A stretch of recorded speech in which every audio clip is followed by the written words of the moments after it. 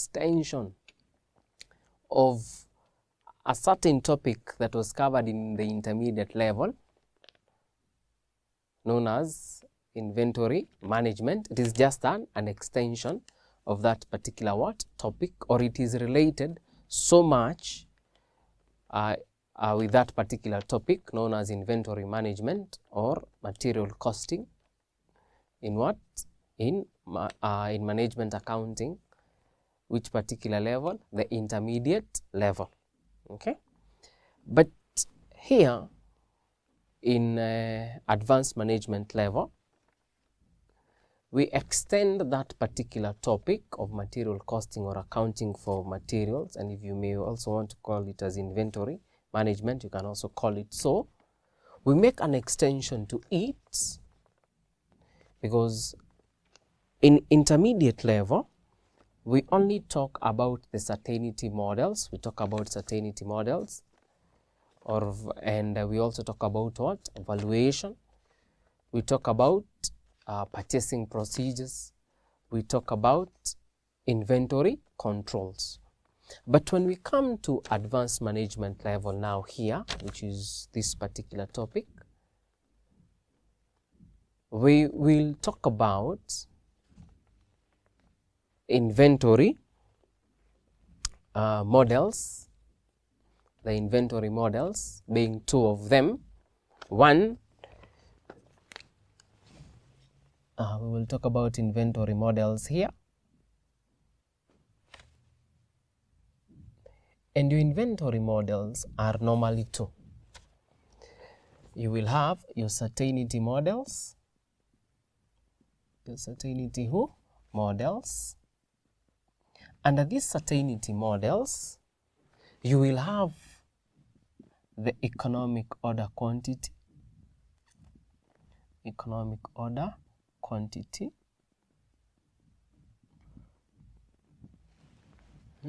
which we have previously covered, or which was previously covered in intermediate level. Then economic batch quantity,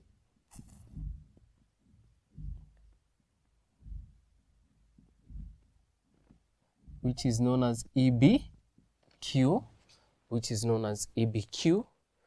This was a topic or a subtopic that was tested a while back, but it was removed from the syllabus of intermediate level. So this is no longer in the syllabus of intermediate level. So here it is tested in advanced level, that you may not know about it if you follow the new syllabus. Then you have what? Uncertainty models,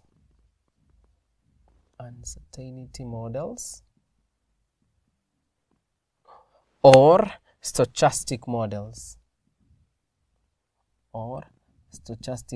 models of CVP, or stochastic models of what? CVP. And under this, we will have with unknown stock out costs,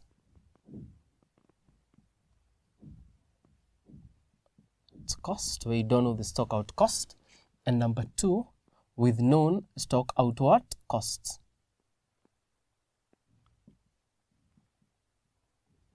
With known stock out costs. Then we will also talk about inventory models of what? Perishable goods. Then we will also talk about what? Perishable goods.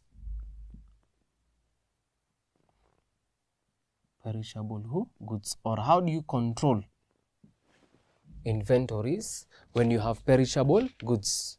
Goods that can only be in an organization for a certain time, where they are in good use. Then after that, they are what? They are no longer of use. Then I will talk about simulation of inventory. And this simulation will be one with what? With back orders. There, with back orders. 2, without back orders. Without back orders. And number 3, we will also have for perishable goods. Simulation of perishable what? Goods. The next subtopic that we will cover under this particular topic, is just-in-time purchasing system.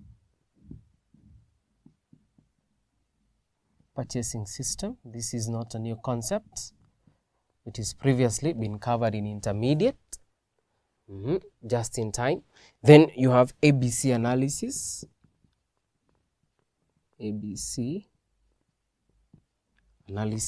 And you have material requirement planning. Material requirement planning.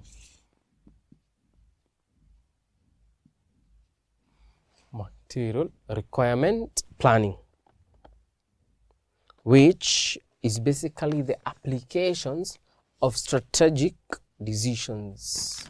All these we refer to them as applications of strategic decisions. Strategic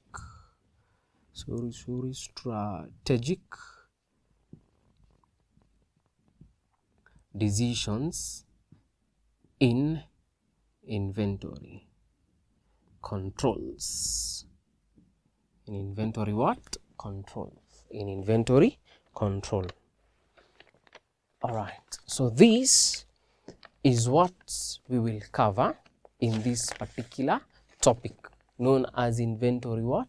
Control decisions. But I've said some of these items are familiar due to your previous association with the intermediate level, or due to the fact that they have been covered previously. Covered previously. So today, or in this particular session, I want us to talk about what are certainty models. But for us to talk about these certainty models, I want to discuss something that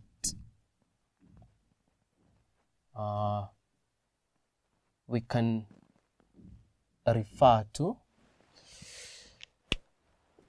from our previous interaction in section or in intermediate level. Okay. Now, inventory control decisions here simply are those decisions that the management of an organization will take with an intention of ensuring that the cost incurred is minimized, and apart from that, that the quantity of inventory you have maintained in an organization ensures that the needs of that organization are done what? Met. So inventory control here ensures two main things. Number one, that you minimize the cost of inventory. Number two, that the quantity you are maintaining in an organization or the quantity of inventory you have can be such that it satisfies the needs of that organization. Okay. Now remember, if you have too much inventory, that is a problem. Why? When you have too much inventory, which is overstocking, it has its own consequences, such as there will be increased what? Theft. There will be increased pilferage. There will be increased expiry of what? Inventories, or inventories will become spoiled at a higher rate. Why? Because they are not being used, or they are not being put into proper use. If you have too little, which is understocking, you may not be able to meet your what? Orders. So that means if you are an organization that sells, you're not going to be able to do what? To earn some certain what? Revenue. At the same time, you're also going to suffer from what? Lost goodwill. Okay? Then you're also going to increase the rate at which you're ordering what? Inventory. So therefore, leading to increase what? Ordering cost. So to prevent some of these things, an organization must decide on the best quantity to do what? To have. They must also decide that this quantity we have and have put in place as an organization minimizes the cost associated with what? Inventory. That is what we will be looking forward to doing in this particular what? Topic, inventory control decisions. All right. Now, when we talk about controlling stocks here, let me talk about stock controls. Sorry. Before that, let me talk about stock what? Controls. Levels. Now, there are three levels, or there are about three levels that an organization will set. Number one, you can reset a reorder what? Level. You can set a reorder level. What's a reorder level? This is a replenishment level. Replenishment level. So a replenishment level here, or a reorder level, it is that level that tells the management that there is need to buy. Why? So that you can receive those inventories in time before whatever little stocks you have runs out. Okay? So these acts as a warning level to management, indicating that there is need to do what? To buy or to order. Okay? And the reorder level, you can calculate it by taking maximum usage multiplied by maximum lead time.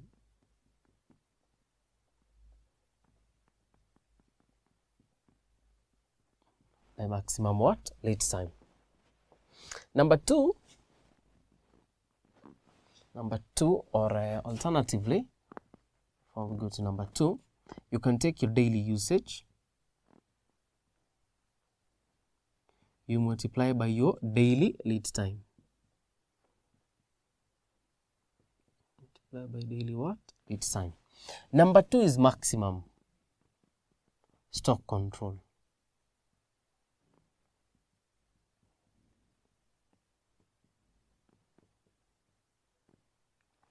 Your maximum stock control level is that level that tells the management or indicates to the management that there is a high chance of overstocking.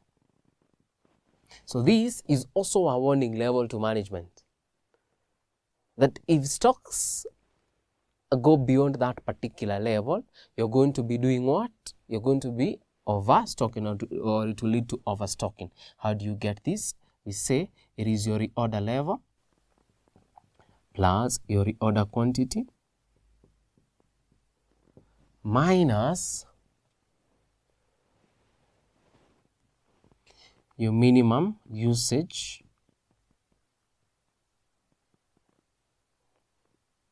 multiplied by minimum number 4 is your minimum stock level.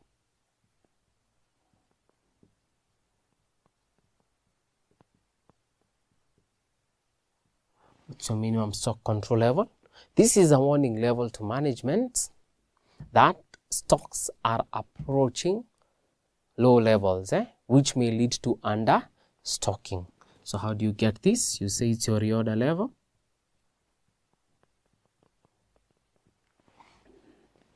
minus your normal usage that you multiply by normal lead time.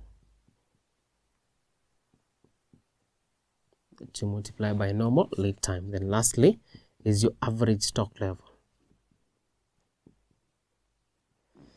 How is your average stock control level determined? It is simply the average of your maximum stock control plus minimum, then divide by 2. Divide by what? 2. Okay. This is just a brief recap of previous topic of inventory that was previously covered in intermediate level. The various what? Stock control levels. That way, as an organization can be able to do what? To set. Right. However,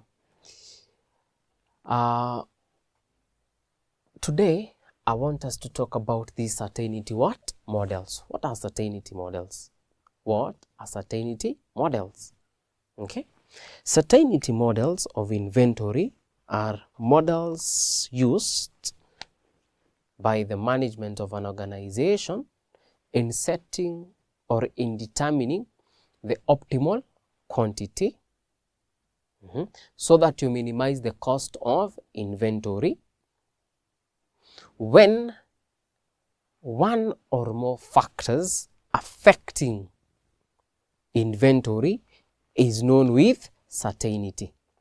So inventory certainty models here, you normally will set them when and where more than one factor affecting demand is known with certainty, or at least most of the factors affecting demand are known with affecting inventory, no demand, affecting inventory are known with certainty.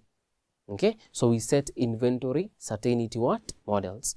We have basic two types of certainty models that we talk about. Number one is economic order quantity. Number two is the economic batch what? Quantity.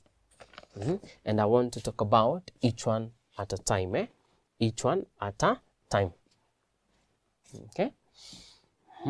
So let's talk about this here. We'll talk about this here. We'll go away with that. Now we'll come back to some of these items at a later time or in future sessions. So let's talk about number one. Economic order quantity. Is the economic order quantity, which we simply refer to it as EO, as EOQ.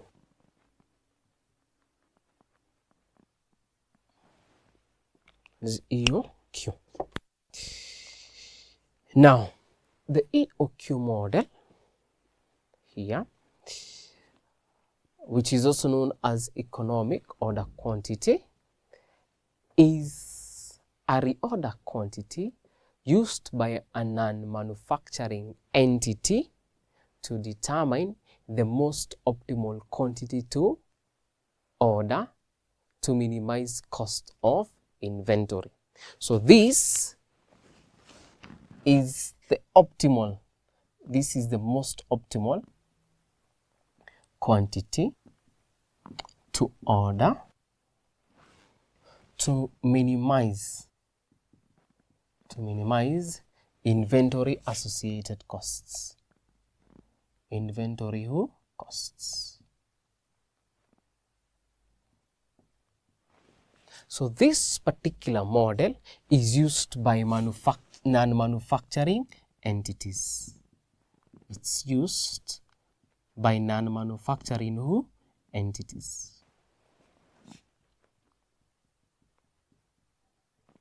By non-manufacturing what? Entities. Okay. So it is a reorder quantity, or it is an example of a reorder quantity that seeks to minimize inventory associated what? Costs. Reorder quantity simply is a quantity to order. Is a quantity to what? To order or to buy. Or you're buying, which is what happens with non-manufacturing what? Entities. Let P be your selling price per unit. Let P be your selling price per unit. Or C is your ordering cost per unit. Per order. Not per unit, per order. Let's see, is your holding cost per unit per annum. And D is your annual demand. Your annual demand could also be known as your annual consumption or requirement. Or usage. Okay. And now, to determine EOQ, the economic order quantity, we simply say that it is the square root of 2 by your annual demand by your ordering cost per order. Then you divide that by what? Holding costs. By the holding what? Costs. Okay. Where demand here is the annual quantity that you're doing what? That is demanded or that you're using or consuming in that organization. OC here, or when you say OC, the ordering cost per order. It is that cost that an organization will incur every time they place an order with who? With suppliers. A good example of an ordering cost is a cost of doing what? Of making a phone call to a supplier. That is an ordering cost. Holding cost is the cost of maintaining inventories in the store. Once you have received those inventories, they should be maintained. So that cost of maintaining inventories is what we refer to as holding cost. And a very good example of holding cost is warehouse cost. A warehouse cost, even your storekeeper what? Wages is an example of a holding what? Cost. The cost of maintaining inventories in your store. Okay. Right. Now that is that. Now that is EOQ. Let's talk about total costs. Let's talk about total costs of an organization. The total cost of an organization where a company is non-manufacturing or is not producing their own goods will be made up of purchase cost plus ordering cost plus holding costs plus holding who? Costs. Your purchase cost here is a cost of buying inventories. So purchase cost is the cost of buying inventories. Is a buying cost of inventories, which is given by taking your purchase price per unit, you multiply by your annual demand. So the amount you pay a supplier when they supply goods to the organization, that's a purchase cost. The next cost is your ordering cost. And they've said that what is your ordering cost?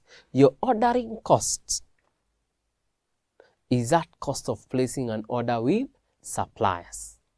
Okay, so it is the cost of placing orders. Cost of placing orders, e.g., telephone costs, or telephone charges. It is given by your annual demand divided by Q times your ordering cost per who? Per order. Okay. Then the third cost is your holding costs. Your holding cost is a cost of maintaining inventories in the store.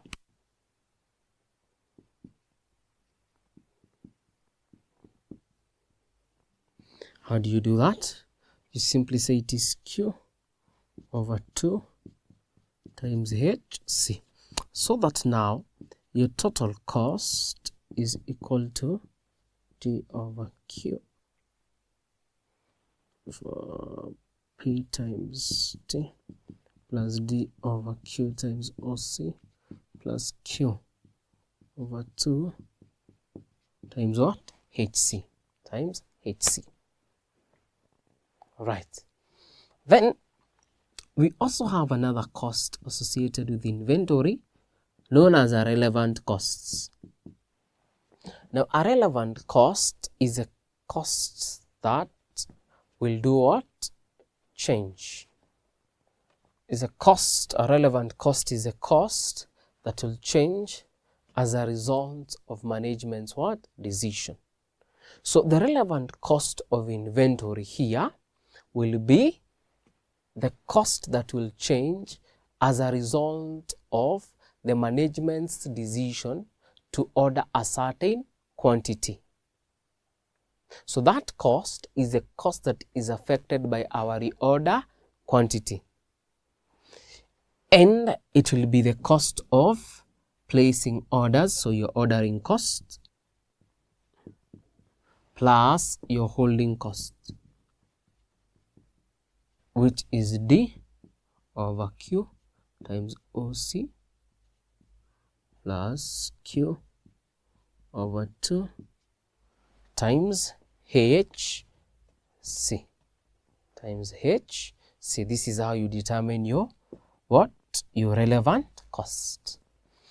This Q here that I have indicated a few times already, this Q here is simply the reorder quantity. It is a reorder what? Quantity. And in this case, when you're using EOQ, the reorder quantity will be the EOQ. Remember, we've said EOQ, or economic order quantity, is an example of a reorder quantity. It indicates the quantity to do what? To buy from who? Suppliers, when you buy as a company. Okay, so Q here is your reorder quantity, okay, which in this case you're saying is what? EOQ. All right, now why do we say that EOQ is a certainty model? Remember, we've said that certainty models are those models of inventory where the factors affecting inventory are known with certainty. You're sure about them. So the reason why EOQ is known as a certainty model is because some of the factors affecting it are known with certainty. For example, one of the items that affects your EOQ, which I'm now going to introduce by talking about the assumptions of EOQ. I want to give you now the assumptions of EOQ. The first assumption is that the purchase price per unit is known. And apart from that, it is what? Constant. The purchase price is known and is constant. Number two, your ordering cost per order. Remember, your ordering cost per who? Per order, known. Is constant and who? Known. So you as a user, you exactly know how much you're going to incur as an ordering cost. You exactly know how much you're going to incur as a purchase cost, and they don't change. Number 3, your holding cost per unit per annum.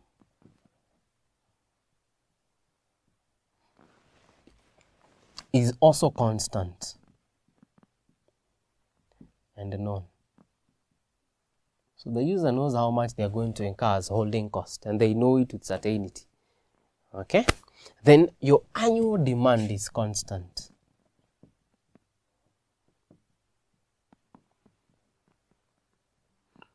So here we assume that the demand is constant, it does not change.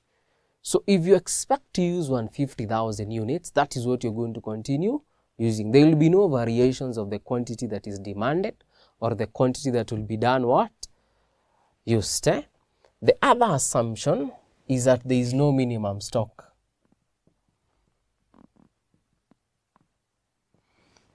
There is no minimum or buffer what? Stock. Why? Because if you know your demand in advance, then there is no need of maintaining a minimum stock. Why? What is demanded is what is going to be done what? Ordered, and that is what is going to be bought. Therefore, there is no chance that you're going to have a minimum stock, and also, therefore, there will be no what? Stock outs.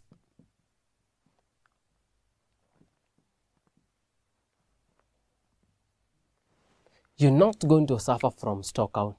Stock out is when you don't have enough what? Inventories. Or you run out of inventories completely. Okay? So you can only run out of stock if your demand exceeds what you have. But because we know our demand is constant, therefore, what will happen? You don't expect to have any stock out or what? Shortage. Or what? Shortages. By virtue you know these factors in advance as a user, that is why we say economic order quantity is a certainty model. It is a certainty what? A model. And I want us to tackle a question. We want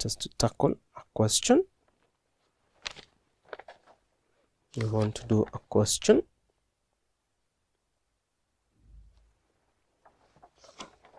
On economic order quantity.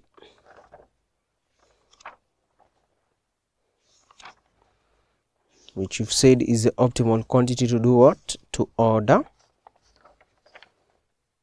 So that you minimize the cost of what? Inventories. So that you minimize the cost of who? Inventories. EOQ. Please go to August of 2024. August of 2024. August of 2024. Question 2A. Question 2A.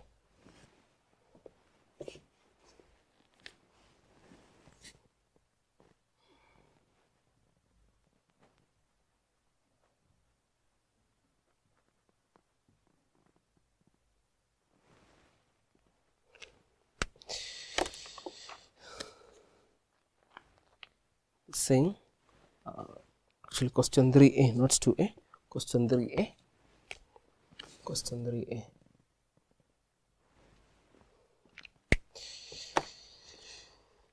Rahisi Supermarket uses different ordering policies to acquire its inventory.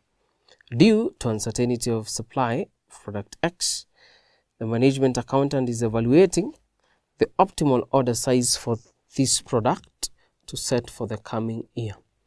Relevant data on ordering policy is provided as follows. Order policy, units of product X ordered. Order twice monthly, you will order 500 units per order. Order twice monthly, you order 500 units per order. Order monthly, you're going to order 1,000 units per order. Order quarterly, you're going to order 3,000 units per order. Order semi-annually, you're going to order 6,000 units per order. Then order annually, you're going to order 12,000 units per order. It is ascertained that the purchase price per unit of product X is 500 for deliveries up to how much? 2,500 units. A 5% discount is offered by the supplier of product X on the whole order, where deliveries are up 2,501 up to 5,000 units. A 10% discount on total order for deliveries in excess of 5,000 units is guaranteed. Each purchase order incurs fixed requisition cost of 1,200 per order. Carrying cost is 20% per unit per year, plus a 12% opportunity cost of the purchase price. The purchasing lead time is 3 weeks. Rahisi Supermarket is open 48 weeks per annum, and each year has 12 months. They want you to determine your economic order quantity. Let's start by analyzing our information. We know for us to determine our EOQ, we need our annual demand, which is 12,000 what? Units. You need your ordering cost per order, and your ordering cost per order is given by note number 4, where each order incurs fixed requisition cost of how much? 1,200. Your holding cost, note number 5, the carrying cost is 20 shillings per unit per year. So 20 shillings per unit per year plus 12% opportunity costs of the purchase price. 12% opportunity cost of the purchase price. Then your purchasing lead time is 3 weeks. So lead time is 3 weeks, and lead time is simply the delivery time.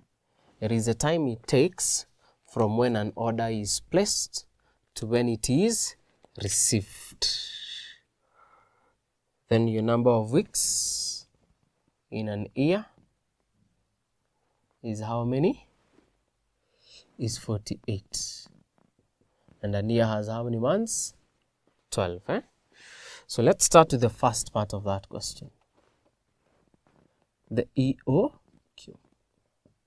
We say that this is a square root of 2 by your annual demand by your ordering cost. We divide by who? Holding costs. So this will be to an annual demand of 12,000 units by an ordering cost of 1,200. Divide that by 20 plus 12% of your purchase price. And your purchase price, which we have not indicated, your purchase price was given by note number 1 as 500 rather. 500.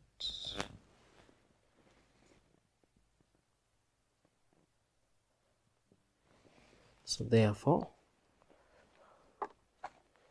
what will be our EOQ?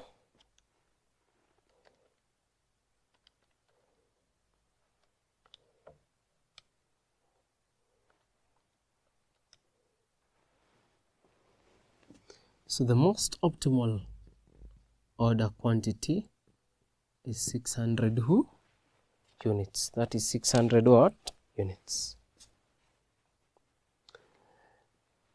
Number two,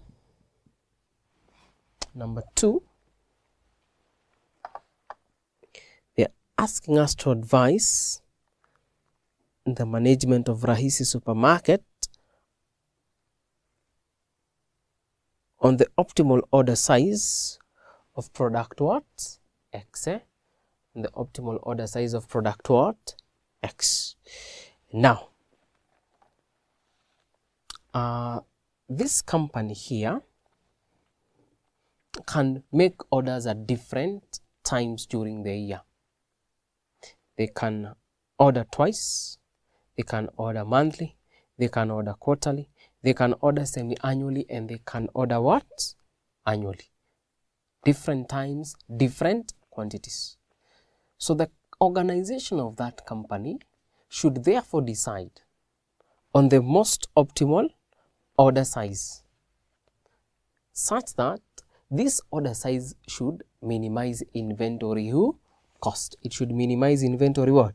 Cost. So when you're making this particular or your decision, or when you're going to advise them, we will advise them by considering the minimum total what? Costs.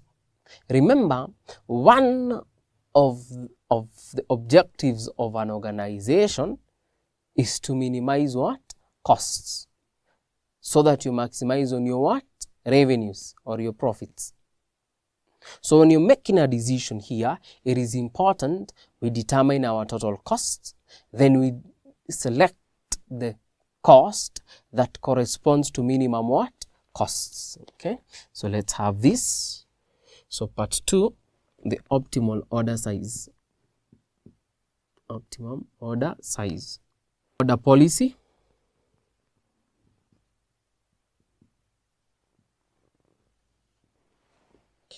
You'll have your units of product ordered.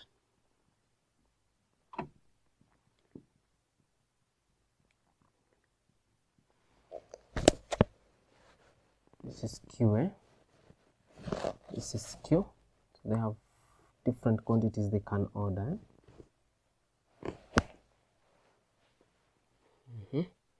Then we need to get our total costs, which you know is your purchase price by your annual demand. Your annual demand by Q over OC plus Q over 2 by what? HC.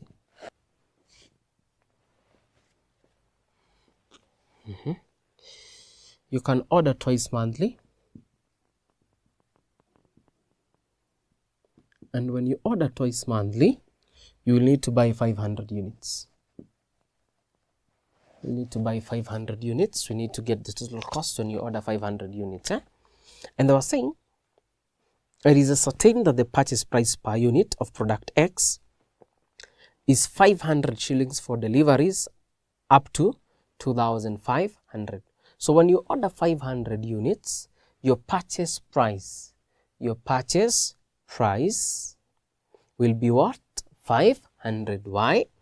The price of 500 per unit is for deliveries of up to 2,500 what? Units. But our deliveries, which is our number of orders here, is currently what? 500. So how will this be?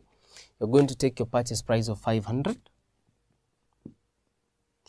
Your annual demand is 12,000 plus 12,000. Your reorder quantity is how much? 500. By your ordering cost per order, 1,200 plus 500 over 2 times your holding cost, which was 20 shillings plus 12% of your purchase price. But you know your purchase price is how much? 500. What will happen when you order monthly? When you order monthly, your reorder quantity or the quantity to order is 100 units. That means the purchase price will still be what? 500, because for the purchase price to change, you need to order more than 2,500. So this will be 500 times 12,000 plus 12,000. Now you are ordering how many units? 1,000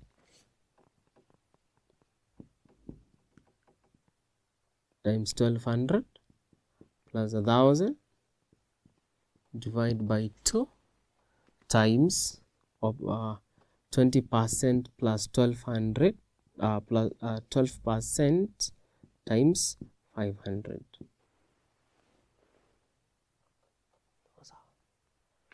All right, that was monthly. Quarterly.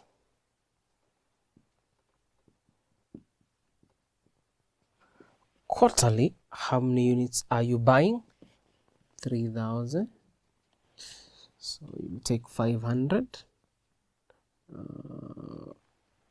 500 is changing because now you're no longer ordering less than 2,500. So note number 2. Let's go to note number 2. That will change. Let's go to note number 2. A 5% discount is offered by the supplier of product X on whole orders where deliveries are 2,501 to 5,000 units. Now, since your order is between 2,501 to 5,000, you will be given a 5% what? Discount. That basically means that your new purchase price, let me indicate this, will be 95% of who? 500 plus times 12,000. That is your new purchase price. Why? Because we know a discount reduces your what? The purchase price. 12,000 divided by 3,000 times 1,200 plus 3,000 divided by 2 times 20 plus 12% of your new purchase price, which is after the what? The 5% discount. After the 5% discount. That was quarterly. Let's analyze semi-annually. Units is your order. With when your reorder quantity is more than 5,000, you'll be given a 10% discount. So this will be 10% of 500 times 12,000 plus 12,000 divide by 6,000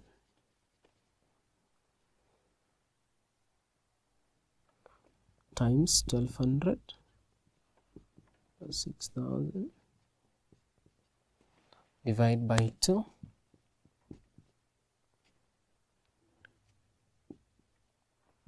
20 12%. This should have been 90 of 90% of what? Of 500. 500. Remember, your purchase price is being reduced as a result of what? Discount. So if they give you a 10% discount, it means your purchase price will now be 90%, as captured there. Annually, you will order 12,000 units. And those 12,000 units, since they are more than what? 5,000, you still will receive a 10% discount. So 90%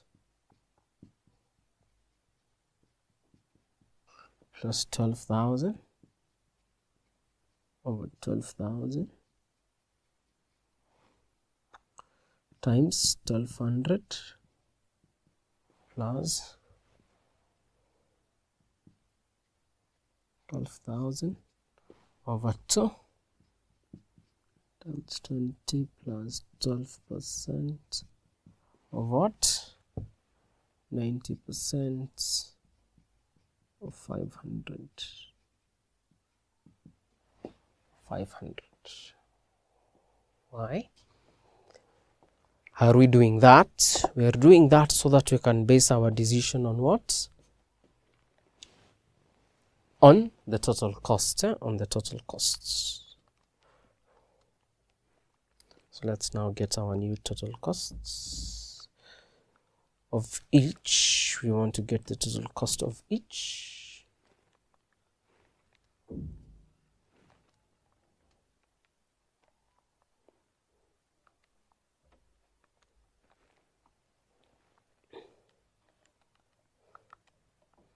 I want to get the total cost of each.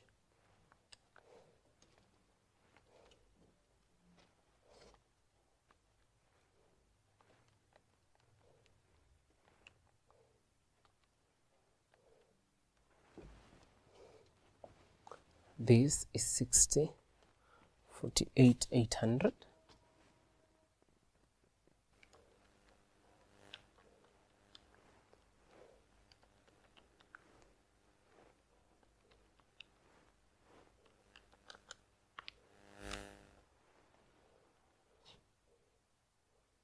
$58, 45, 200. 58, 45, 200. Right. Now, they were asking us to, or the student was required to advise the management on the optimal order size, and we've said we're going to base our decision on the minimum total cost. And in this case, the minimum total cost I can see is here. That is your minimum cost.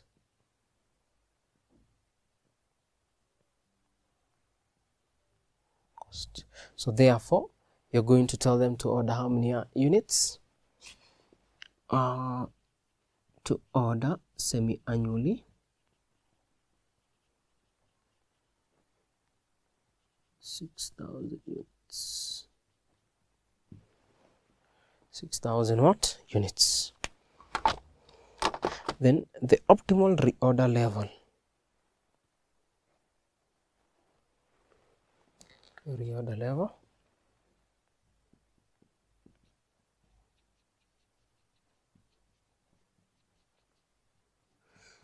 We've also said this is your replenishment level. Replay.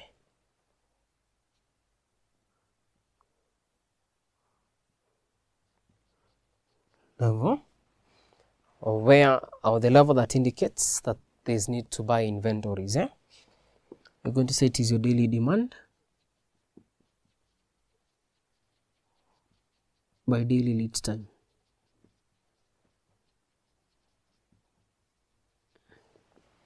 Your daily demand will be your annual demand of 12,000 .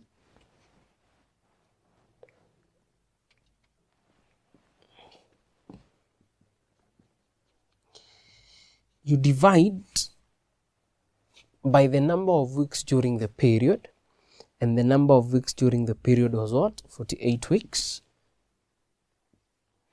Then you multiply by your lead time, and your lead time was 3 weeks. So what you've simply done here is you've determined your weekly demand, then multiplied by your weekly lead time.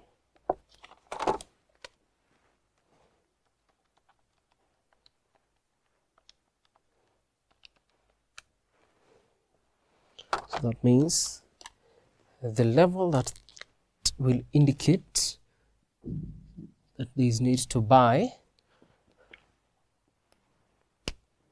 is how many units? 750 units. 750 units. All right. Now, we can also have another question where I want to show you what happens when you have more than, when you have a reorder discount. Already this is a discount, yes, but we can have multiple discount and single discount. So I want to make an extension to this particular question where you have a single discount, where you have a single discount.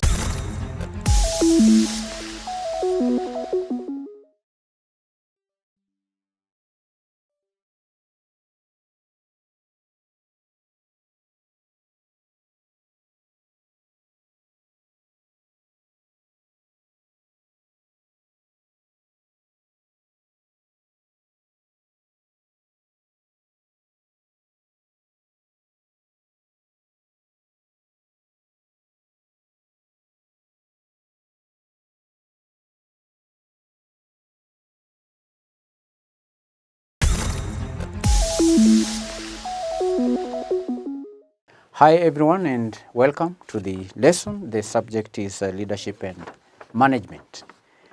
We're going to begin the revision of the December 2021 paper that was done by CPA, CFA and CCP advanced level candidates. The first question is a case study, and candidates were required to answer that case study and any other 4 questions within time frame of 3 hours. I'm going to read the case, then we will answer the questions together. Paragraph 1 reads, Mascom Limited, abbreviated as ML, is a prominent company in cement production and has been in business for over 10 years, controlling the market almost in a monopolistic way. The company has project managers in its 6 branches, with each branch employing approximately 80 workers. The Chief Executive Officer of Mascom Limited has twice been voted as the best performer in the corporate sector category in various award ceremonies. For managerial positions, the company recruits higher than average persons with formal training and who have experience in respective fields. It is also compulsory for the new heads of departments to be coached and mentored by other senior managers. The Chief Executive Officer of Mascom Limited always encourages branch and departmental heads to embrace the firm's culture of adopting transformative leadership approach in order to gain employee commitment. The company's culture and ethical leadership practice is further emphasized during leadership trainings organized for managers and department heads during every financial year. Paragraph 2. In the last 1 year, Mascom Limited has faced unpredictable challenges where more firms have joined cement production, hence reducing its market share. Due to this competitive pressure, the company has embraced the latest technology to try and reduce the cost of production and shift from labor-intensive to capital-intensive approach. As a consequence, the manpower in most of the company branches have been reduced, a process that is painful for managers and employees. The overall aim of restructuring is to maintain clarity and consistency in pursuing the company's vision while still being competitive in a highly charged political environment. Required. A. Suggest 5 ways why the leadership of Mascom Limited seems to be spearheading the company in the right direction. 5 marks. December 2021 question 1. A. 5 marks. The question is, suggest 5 reasons why the company seems to be spearheading, why the leadership of Mascom Limited seems to be spearheading the company in the right direction. Reasons.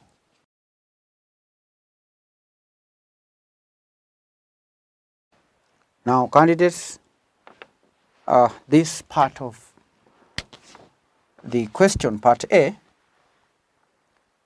is very easy. You can pick the questions from, the answers from the question. We read statements like, the CEO has twice been voted. We read statements like, the company recruits, for managerial positions, the company recruits higher than average persons. The company recruits higher than average persons. That is one reason. The company does what? Recruits higher than average persons. That is for managerial positions. These are persons with formal training and who have experience in respective fields. Okay? That is one reason why this company is being spearheaded in the right direction. The second sentence I read, it is also compulsory for new heads of the departments to be coached and mentored by senior managers. Mentorship. This is a mentorship program. The company has mentorship programs and coaching. All right. It is compulsory. Can you imagine? For the new heads to be coached. So when the company recruits new heads, then they must be coached. They must be mentored by other senior managers. That could be the reason why the company is being spearheaded in the right direction.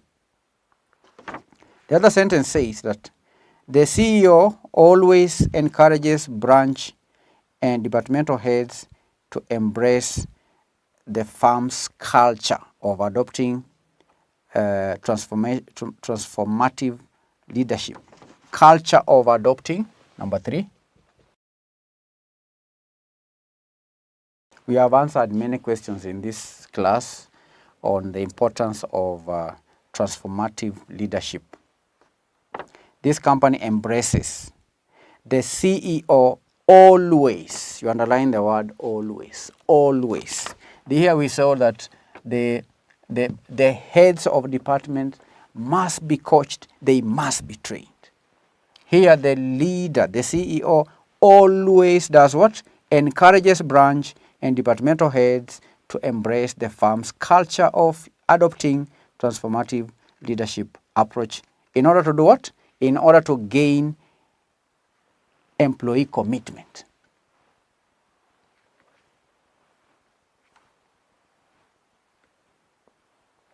Okay? Then we read on that the company's culture and ethical leadership practice is further emphasized. Look at that again. Is done what? Is further emphasized during leadership trainings organized for managers and departmental heads during every financial year. During what? Every financial year. So this company has a culture, company culture, ethical leadership practice. That could be another reason. Ethical leadership practice. Ethical leadership is a competency in itself. So a company that embraces ethical leadership practices is a company that is bound to succeed. Ethical leadership culture.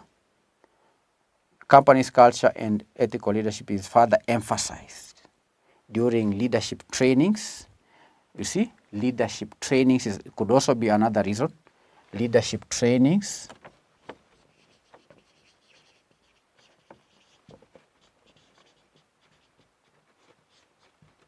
And these leadership trainings are not conducted after every 10 years. No. These leadership programs are organized for managers and departmental heads during every financial year.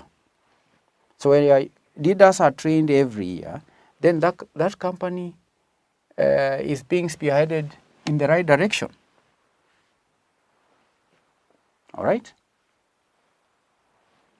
And that could explain why this CEO, going back to the question back there, we read that the CEO has twice been voted as the best performer in the corporate sector category in various award ceremonies.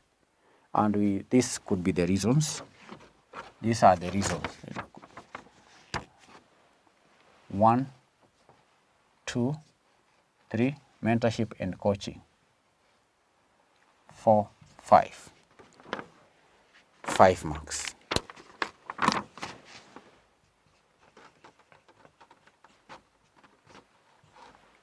Now, candidates, you can see why I always say case study questions are not as complicated as candidates think.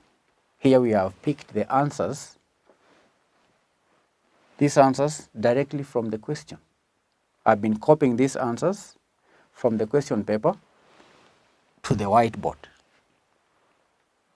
and I've earned very easy 5 marks. So when in an exam room, feel free, read the question, have an open mind. You don't need to have covered the whole syllabus to get questions. When you have a case study question, the answers can be obtained from the question. Now look at the second part of the question. Discuss how the branch and departmental heads of ML could apply transformative leadership style to gain employee commitment. How the branch and departmental heads. We read that the company has project managers in its 6 branches, with each branch employing approximately 80 workers. The question is testing the candidate's knowledge on the concept of transformative leadership. Transformative leadership. Candidates were to explain how transformative leadership style can help gain employee commitment. Because again, we read in the first paragraph that the CEO always encourages branch and departmental heads to embrace the firm's culture of adopting transformative leadership approach in order to do what? In order to gain employee commitment. So now this is now the candidate is expected to think beyond this question, to think wide. What is, first of all, transformative leadership? Transformative leadership is defined as a leadership approach that causes change in individuals and social systems. And in its ideal form, it creates valuable and positive change in the followers, with the end goal of developing followers into leaders. And enacted in its authentic form, transformational leadership enhances motivation, enhances morale and performance of followers through a variety of mechanisms. And these are the mechanisms that candidates were to discuss in part B of this question. Part B.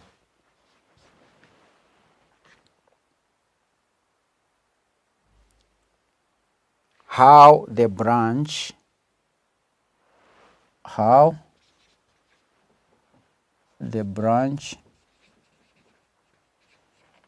and departmental heads could do what?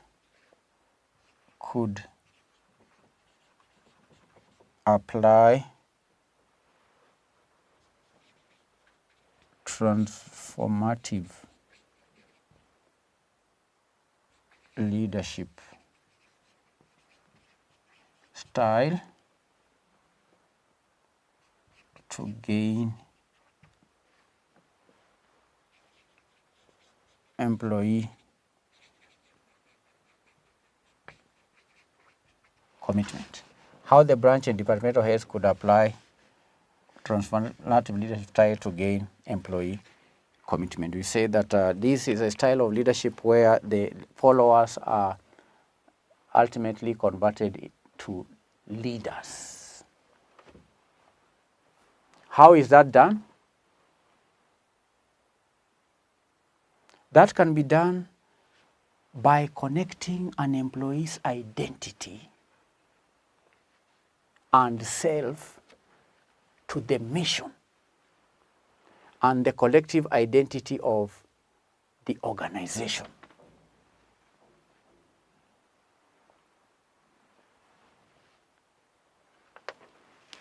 There are many ways. One,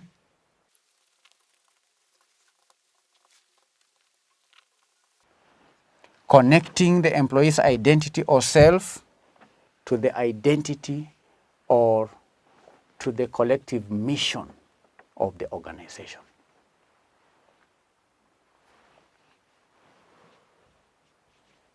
Being a role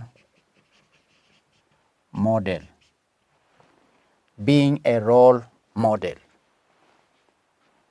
A transformative leadership or a transformative leader is one who is a role model for followers, is one who inspires followers.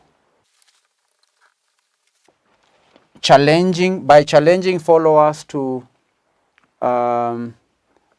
take greater ownership of their work, challenging followers to take greater ownership of their work, and this is a leader who also understands the strengths and weaknesses of the followers. Understanding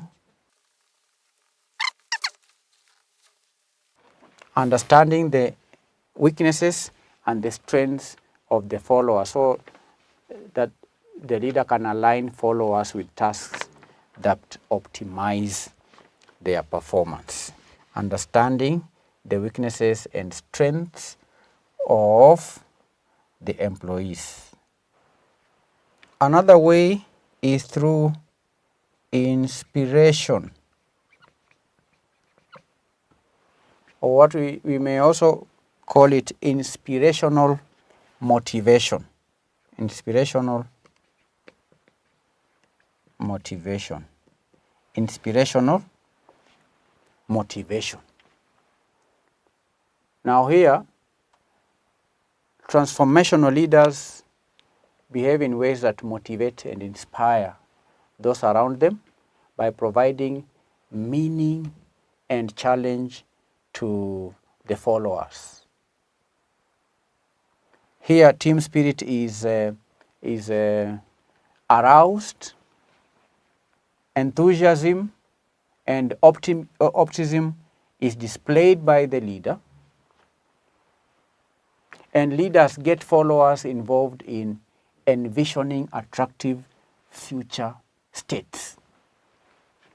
They create clearly communicated expectations that followers will want to meet, and also demonstrate commitment to goals and shared vision.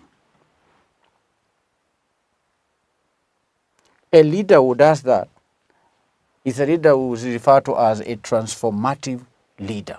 And that is one way in which the branch and departmental heads could have applied transformational leadership to gain employee commitment. Do you understand? Here I also mentioned a point on being a role model. A role model. This point can also be referred to as idealized influence. Idealized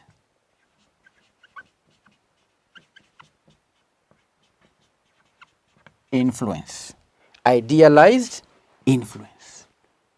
Here, transformational leaders behave in ways that allow them to serve as role models for their followers. These leaders are admired, they are respected, they are trusted by the employees.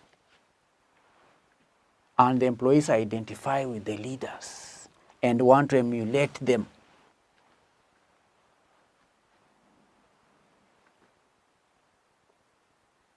Do you understand? Idealized influence. Idealized influence. Being role models. So if this company commits to recruit higher than average persons, if this company mentors and coaches new departmental heads, if this company employs leaders or managers whose ethical leadership is unquestionable, then you can imagine if employees are emulating such leaders, you will have a company that is what is described here as a prominent. Is a prominent company in cement production and has been in business for over 10 years, controlling the market almost in a monopolistic way. So the leaders' character unquestionable. Culture is that of transformative leadership approach. The managers are mentored, they are coached annually. They always recruit individuals with higher than average qualities. Then you see these leaders, we are saying here that leaders who are admired, are respected and trusted by the employees. So one way in which this company gained employee commitment is through idealized influence, is through inspirational motivation. You can go on and mention, this is 1, 2, 3, 4, 5, number 6, intellectual stimulation. Intellectual stimulation. What is intellectual stimulation? And how does intellectual stimulation lead to employee commitment? Now, transformational leaders stimulate their followers' efforts. They stimulate their followers to be innovative, to be creative, by questioning assumptions, by framing problems, by approaching old situations in new ways, and so on. These leaders encourage creativity. And there is no public criticism of individuals' mistakes. New ideas and creative problem solutions are solicited from the employees, who are included in the process of addressing problems and finding solutions. The employees are encouraged to try new approaches, to try the ideas, and they are not criticized because they differ from the leaders' ideas. That is what we are referring to as intellectual stimulation. Where a leader does that, then a leader gains employee commitment to the organization.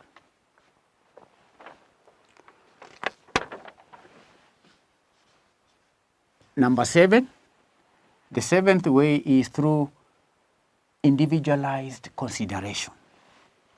Individualized consideration. Individualized consideration. Transformational leaders pay special attention to each employee.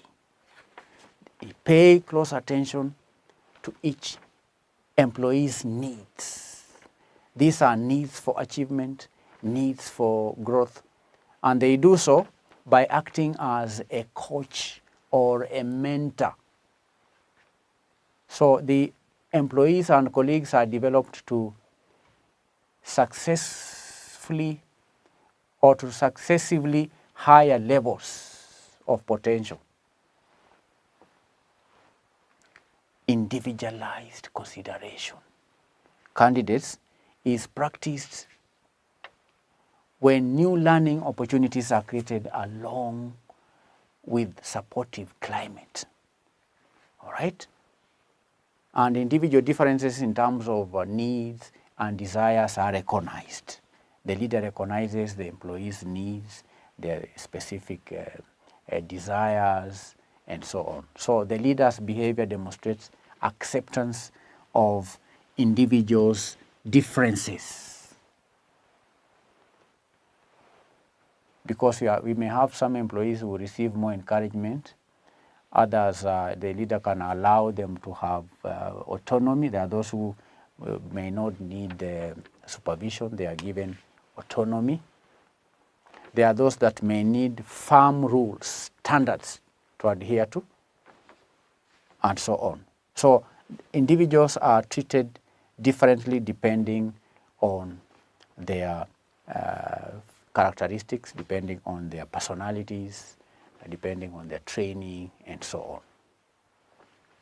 So when the manager respects the individuality of every employee, then that manager can gain commitment from the employees.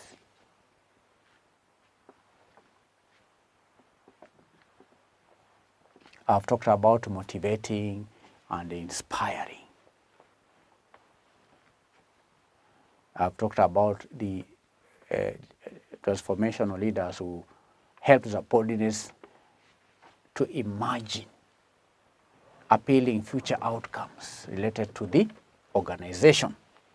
So these are some of the ways. The question is how the branch and departmental heads could apply transformational leadership style to gain employee commitment. I've given you 7 ways. Instead of you have to give 5 to earn the marks. 1, 2, 3, 4, 5, 6, 7. Any 5 points, 10 marks. Part C. In order to control the cost of production, ML shifted from labor-intensive to capital-intensive strategy. Explain the cost that ML might have incurred during the restructuring process. Explain costs that this company could have incurred.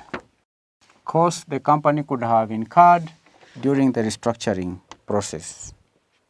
We read in the second paragraph that due to competitive pressure, the company has embraced the latest technology to try and reduce the cost of production and shift from labor-intensive to capital-intensive approach. As a consequence, the manpower in most of the company branches has been reduced, a process that is painful for managers and employees. So the company is shifting from labor-intensive to capital-intensive strategy. What is labor-intensive strategy? And what is the capital-intensive strategy? Now, candidates, labor-intensive strategy describes an industry or sector in which it's difficult to produce a service or a good without large amount of labor. Labor-intensive, large amount of labor is required in such an industry to produce a good or a service. And labor-intensive industries require either large number of employees or large number of hours worked by employees, or both, in order to be successful. So labor intensity may be quantified by taking a ratio of cost of labor. These are wages and salaries as a proportion of the total capital cost of producing a good or a service. And the higher the ratio, the higher the labor intensity. And labor-intensive industries may control costs in bad economies by laying off workers. And that was the case with this company. We've seen this company shifting the strategy from labor-intensive to capital-intensive. But what is capital-intensive strategy? This one here, capital-intensive, describes a company or industry requiring a greater deal of capital to maintain operations. And we've seen that the cost, the question is, explain the costs that the company might have incurred during the restructuring process. The first obvious cost is a capital cost. Capital cost. I've just described capital intensive strategy.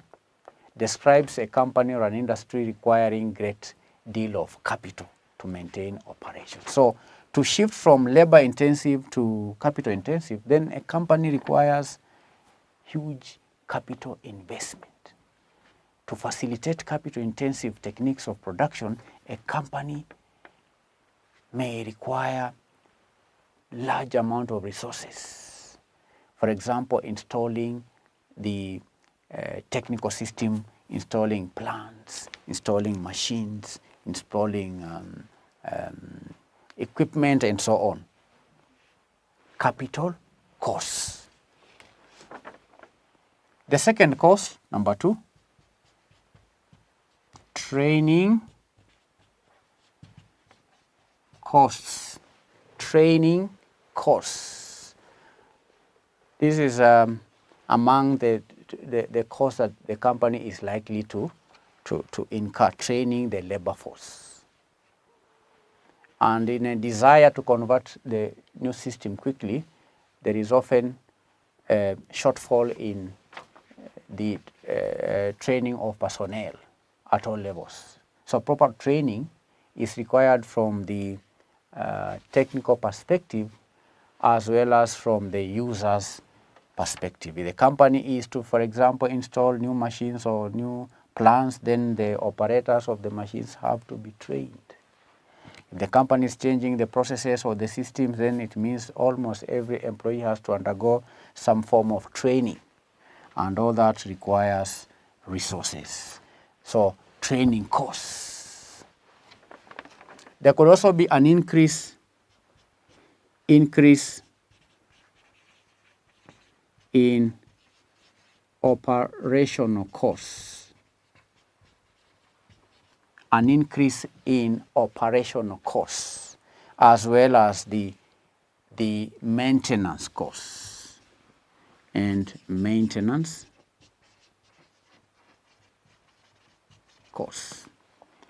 Shifting from labor-intensive strategy to capital-intensive strategy means that machines are replacing human beings in production, and we know that machines can work 24 hours. Machines can produce more products. Mechanization, automation leads to high production of goods and services. This company deals in the production of cement. If you are now introducing plants and heavy machinery, there will be many the activities will increase, operational costs will increase. You may need to have stores to store raw materials. You may need to have space to store finished products. You may have to incur operational costs. The machines may be required to be maintained. So there will be an increase in operational costs as a result of increase in the production of cement, the cement that this company produces. Then the fourth cost will be related to laying off staff, and when you lay off staff, then you have to pay them off. Sometimes call them severance packages. Severance packages. Okay? When a company lays off its staff because it's shifting from labor intensity to capital intensity. There are certain staff that have to be laid off. These staff, when you are laying them off, you have to pay them. So severance packages are paid to employees who are laid off as a result of shift from labor intensive to capital intensive approaches. We are discussing the cost that could have been incurred during the restructuring process. Okay, during the restructuring process. There are costs related to depreciation costs. There are costs to do with we may have legal costs when laying off staff. There are those who may have legal issues. There could be also legal issues like licenses, not issues but costs. Buy some licenses, money that is required to pay for licenses. Legal costs could also be legal fees that is paid to lawyers. You may have many kinds of legal costs that are incurred during the restructuring process. Experts may be also called in to help the company carry out restructuring. Consultancy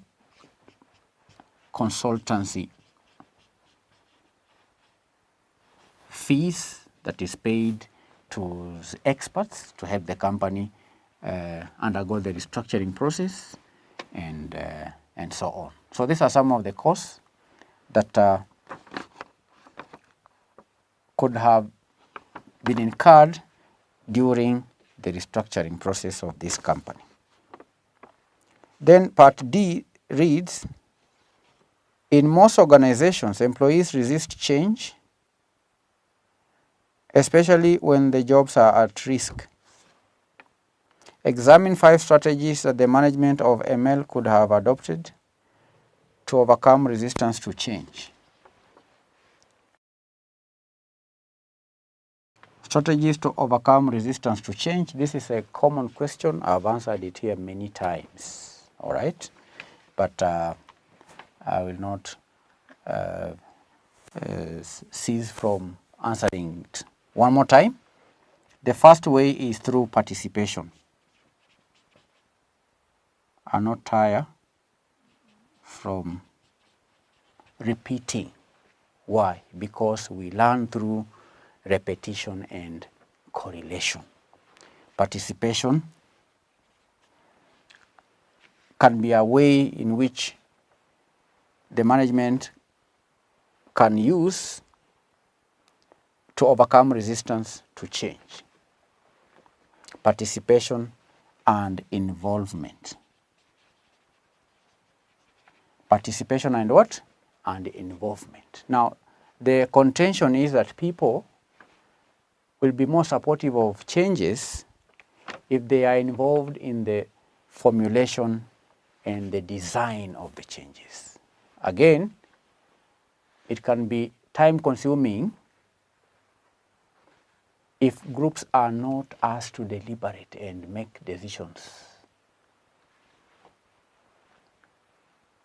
So when employees are involved, when employees participate in the change process, then they are less likely to resist the changes because they would have been involved. Some of the things that they are required to do after the restructuring, some of the things that they had proposed.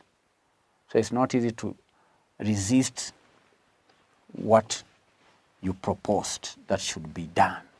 Participation and involvement. facilitation and support. For employees not to resist change, they must be facilitated.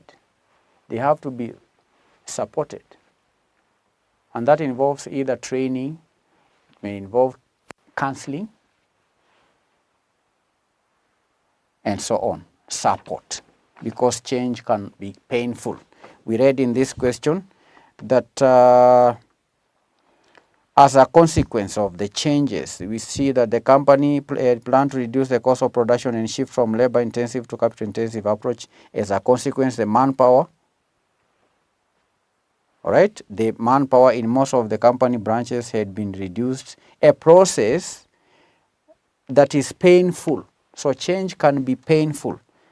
So if employees are going through pain and they're expected to be the implementers of change, then during that period, they have to be supported, not just economically, but also psychologically, because pain is a psychological matter.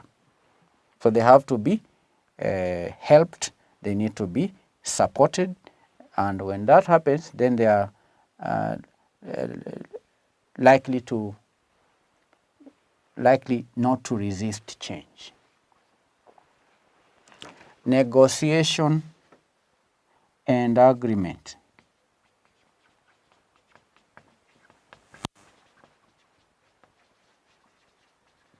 This is a strategy that can be used to overcome resistance to change, negotiation and agreement.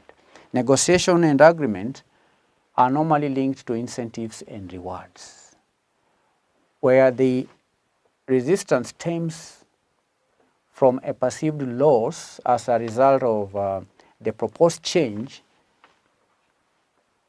Then that can be used, particularly where the resistance force is powerful.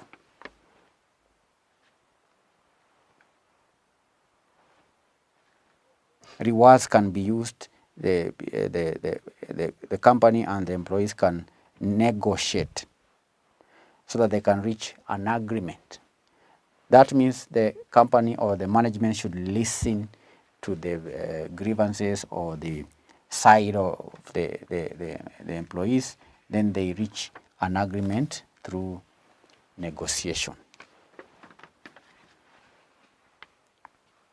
Number 4, manipulation and co-optation.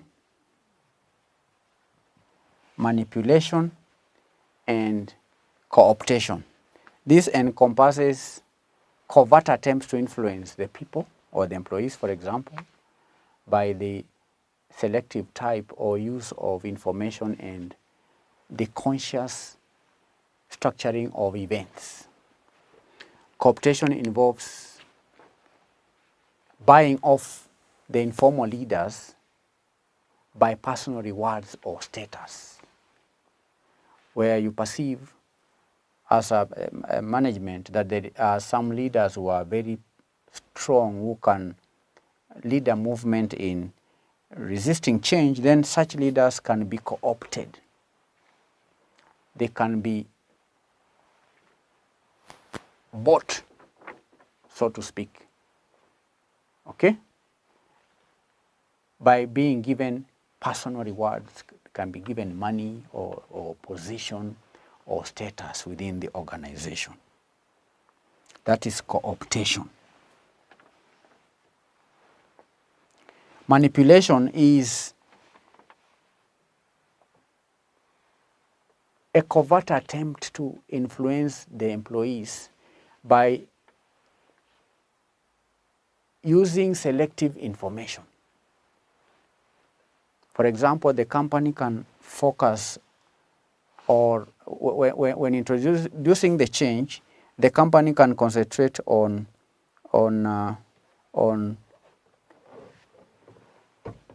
talking about the benefits of the change and not the drawbacks of the change.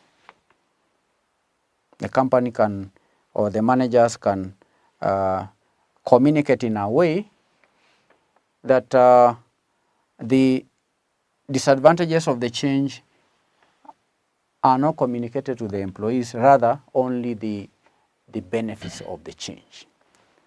They can use manipulation or co-optation, selective use of information, then co-opting the informal leaders within the organization who can be instrumental in resisting change. Coercion. To coerce is to force, and that force can be explicit or implicit. The management can use threats which can be effective in the short run, but may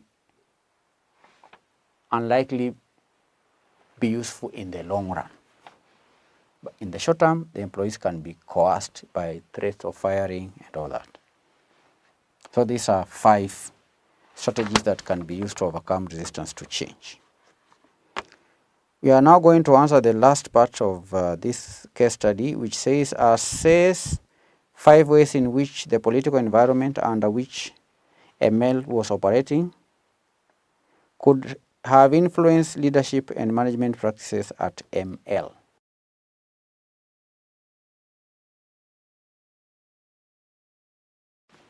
Ways in which the political environment could have influenced leadership at ML. Now, political environment is a combination of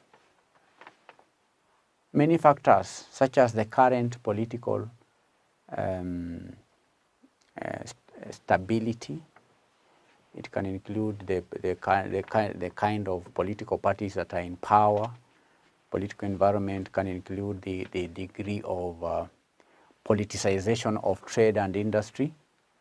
We may have the government interfering with trade and intervening when it comes to prices of commodities and all that. Political environment can also encompasses the efficiency of the current government, which involve government policies, the current legal framework, the public attitude towards the economy, and so on. The question is, we read that in the case study that the overall aim of restructuring is to maintain clarity and consistency in pursuing the company's vision while still being competitive in a highly charged political environment. Question: assess 5 ways in which the political environment under which ML was operating could have influenced the leadership and management practices. This is a company that is facing unpredictable challenges.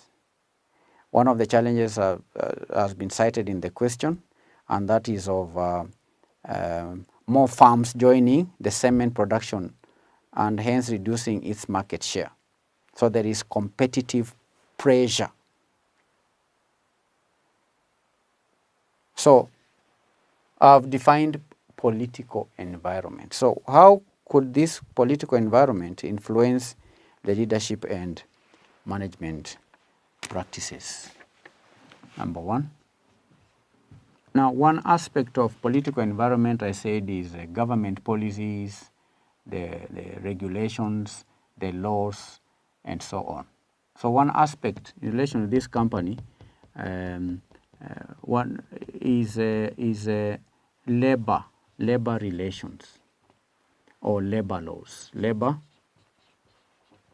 Labor relations, also known as industrial relations, that refers to the system in which employers, workers, and representatives directly or indirectly interact to set the ground for the ground rules for the governance of the work relations. And candidates, a labor relations system incorporates both the social values, the freedoms of association, a sense of group solidarity, the search for maximize the profits, the methods of negotiation, work organizations, consultation, dispute resolutions, and so on. So the labor laws prevailing in the country had an influence on the leadership and management of this company, definitely. The company is an open system. When the government changes laws, the laws affect the organization. And we've seen this company is planning a retrenchment, is planning to shift from a labor intensity approach to the capital intensity approach. So there are high chances that the laws prevailing in the country in relation to labor will influence the style, the management, and the leadership of this company. Number 2, health and safety. Health and safety laws. Now, this company is prominent in cement production and has been in business for over 10 years. Now, the health and safety laws places duties on organizations and employees, including directors,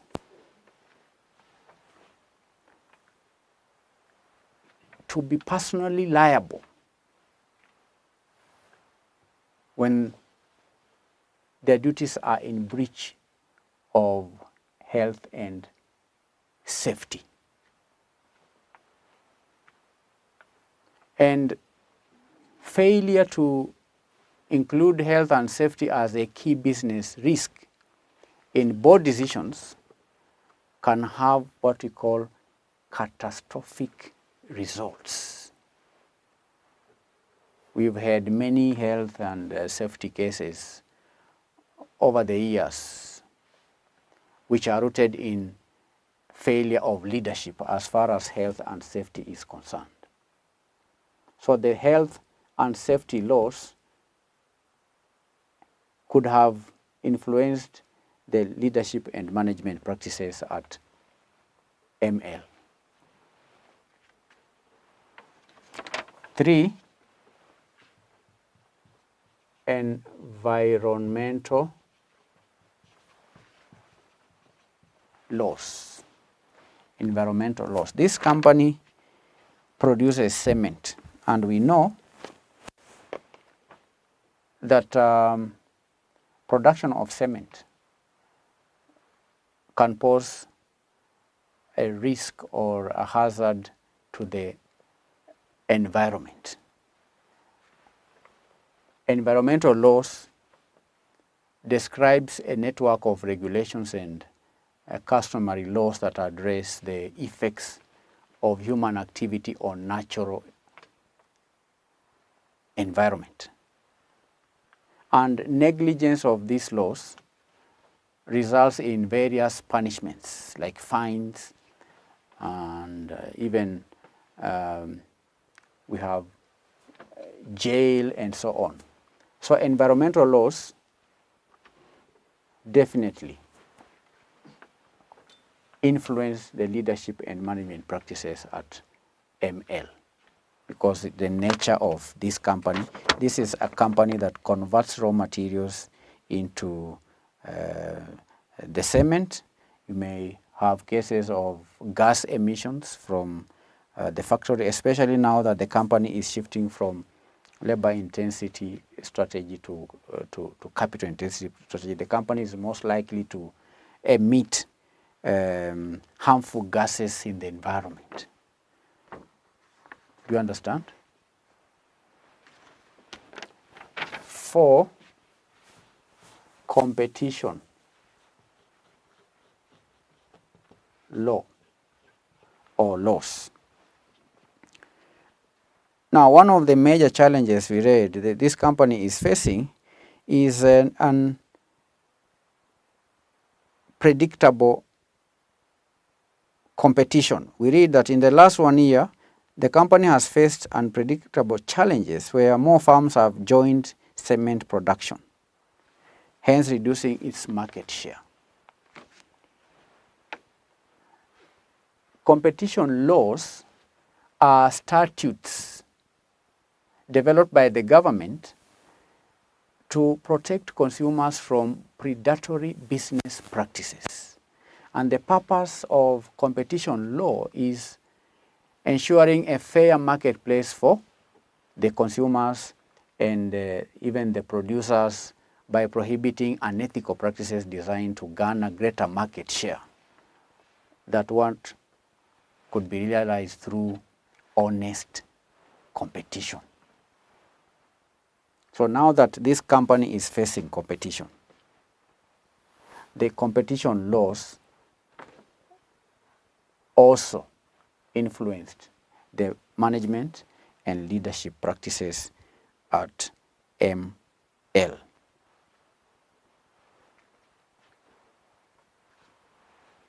And we have other regulations like public disclosures,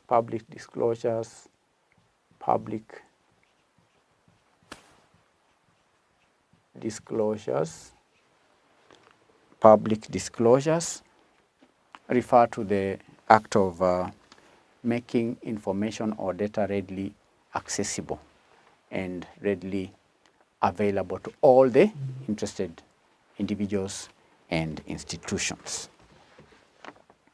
Candidates were to give 5 ways, and these are ways, they are not the only ways. There are many ways. I've cited the laws because I said that the political environment is a combination of a lot of factors such as the current political party in power, the degree of politicization of industry and trade.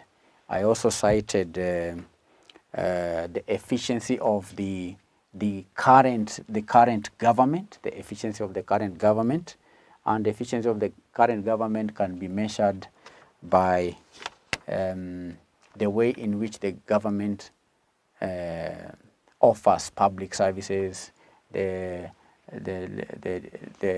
efficiency with which the government enacts through legislation some of these laws, all right?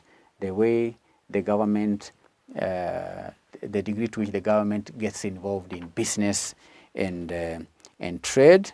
I also cited government policies, the legal framework. These comprise the legal framework, the legal environment in which ML operated is also part of the political environment. We have the public attitude towards the government and so on. So these are 5 ways, 10 marks. 1, 2, 3, 4, 5, 10 marks. In part D, 10 marks. This is a common question. 1, 2, 3, 4, 5, 10 marks. Part C, the course, just mentioning the course, you earn 5 marks. 1, 2, 3, 4, 5, 6, 7, 8, 9, any 5 points, 5 marks. Here we had 10 marks. Here we have 5 marks. And therefore, 5 marks plus 10 marks plus 5 marks, those are 20 marks, plus 10 marks, 30 marks, plus 10 marks, 40 marks. That is the answer to the case study that was tested in December 2021. This is a compulsory question. The instruction says answer question 1. This is the first question. The case study is titled Maxcom Limited. I urge you to continue practicing answering case study questions from, we have sample questions in our revision partner. I've also answered several case study questions on this platform. But before looking at the answers on this platform, please try and attempt the question on your own. Set aside time, attempt the case studies before looking at the answers that we provided. Thank you. God bless you. I remain truly yours, Philip Sagwa. Bye. Bye.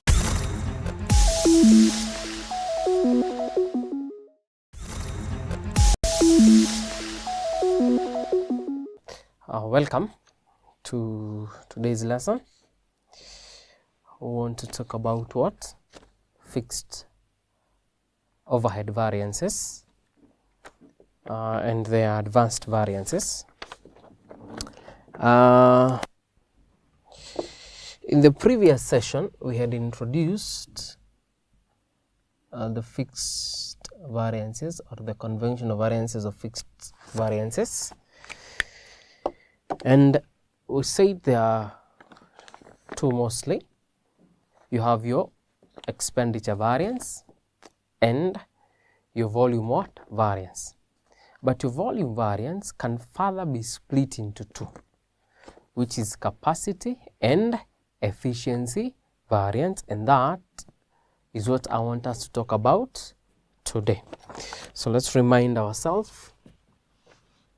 So fixed overhead,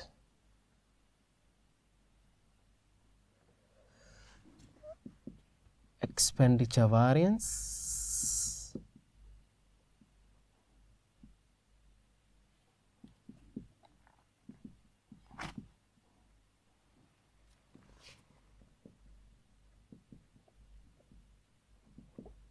it will be given by your budgeted fixed overheads minus your actual fixed overheads.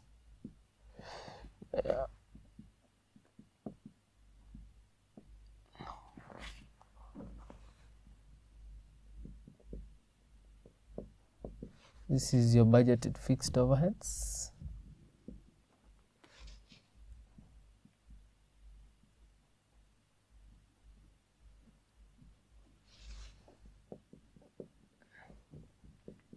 That is your actual fixed overheads.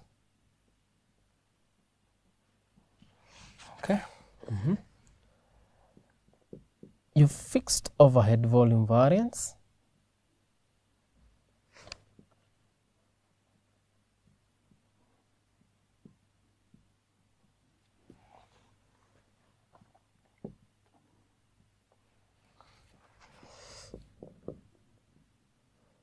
could be given by your standard fixed cost per unit, your budgeted quantity minus your actual quantity,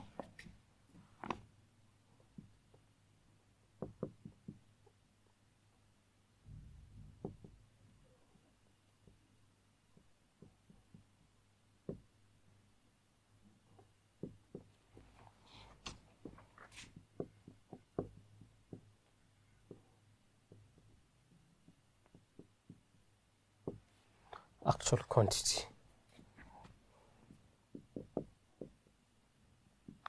This is your standard fixed cost per who?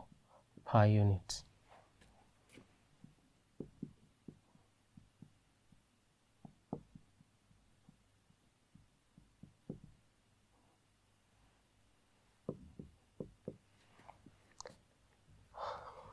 But your fixed overhead volume variance could also be determined by taking your fixed overhead capacity variance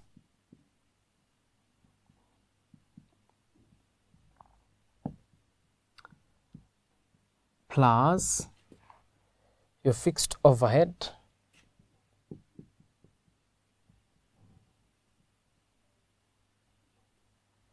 efficiency variance.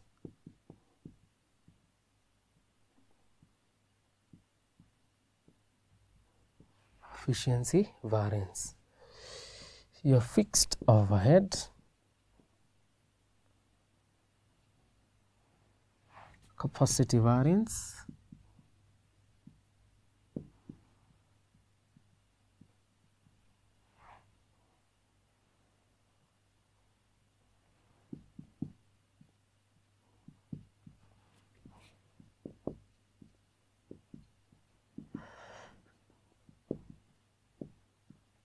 will be your fixed overhead absorption rate per hour, your budgeted hours minus actual hours, then your fixed overhead efficiency variance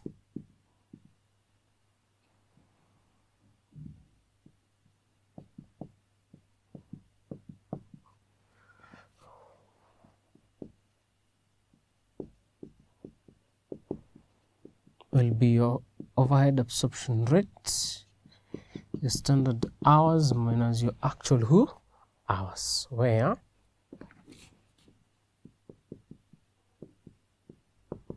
is your standard fixed overhead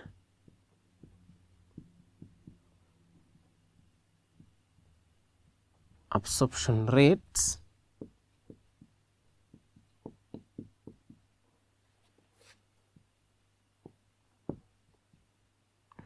shillings per hour is your OAR, is your OAR. SH, you know, is standard hours of actual production. AH is actual hours of actual production.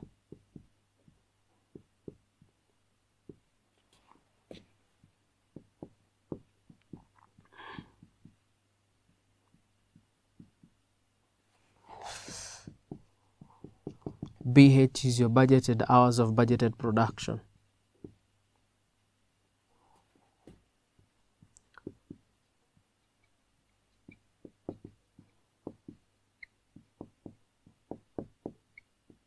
Budgeted production.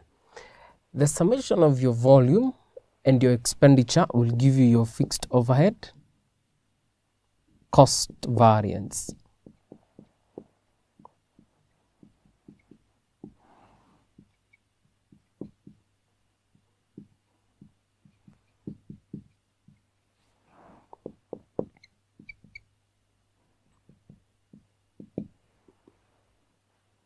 It is your expenditure variance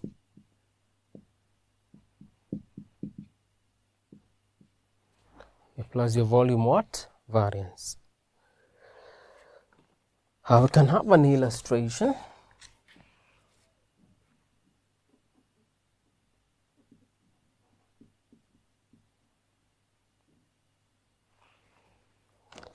Saying XYZ Limited operates a standard costing system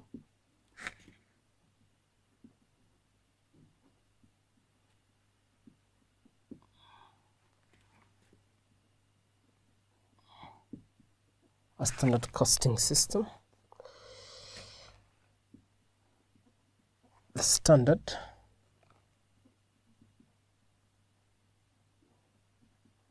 fixed overhead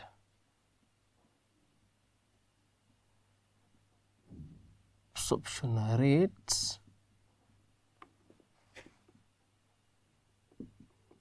is shillings rate per hour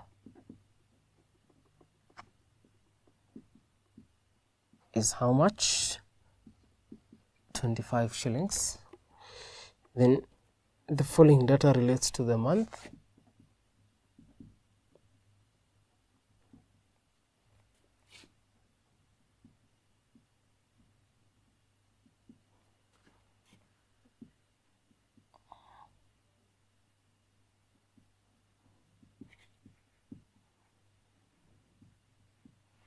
of August.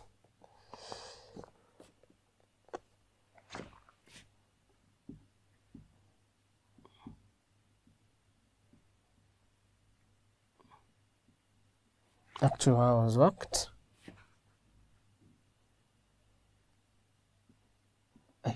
82.50. Budgeted hours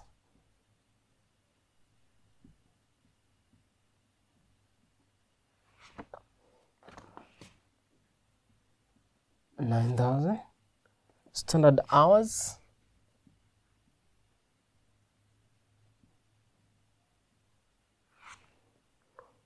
of actual production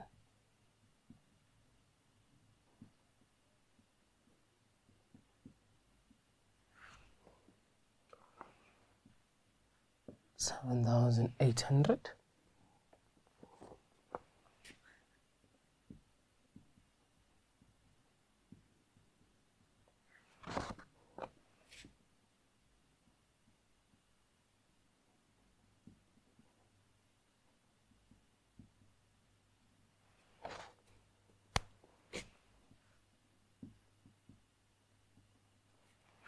To 11,000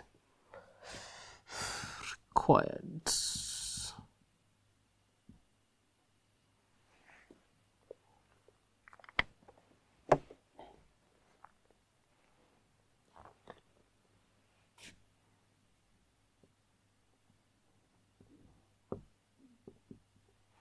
One.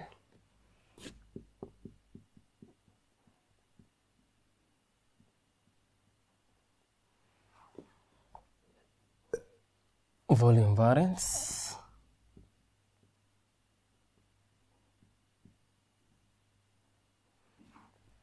and 2 fixed overhead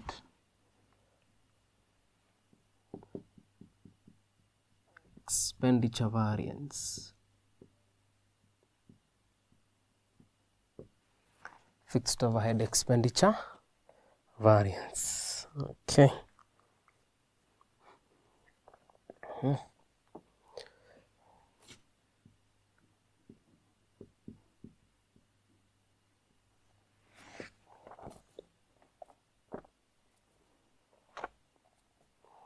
All right. Now,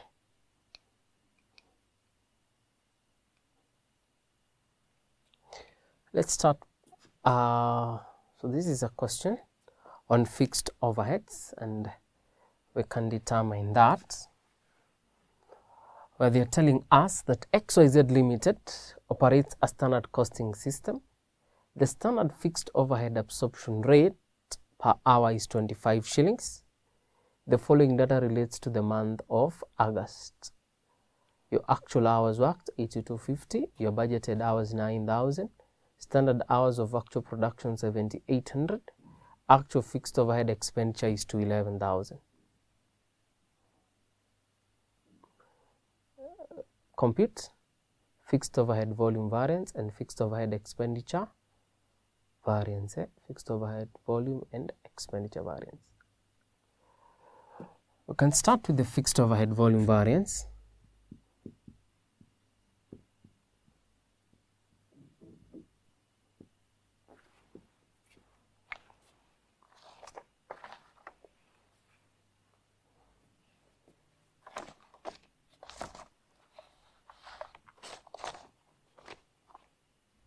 Your fixed overhead volume variance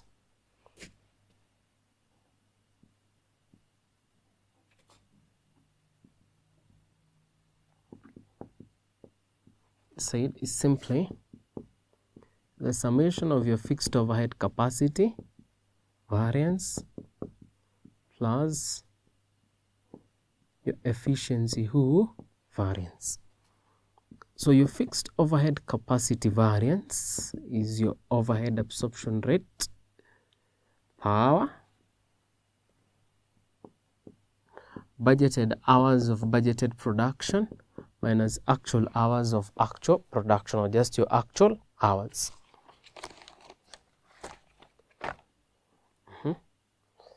Your OAR, or your budgeted overhead absorption rate per hour is how much? 25. Your budgeted hours was 9,000. Your actual hours was 82.50.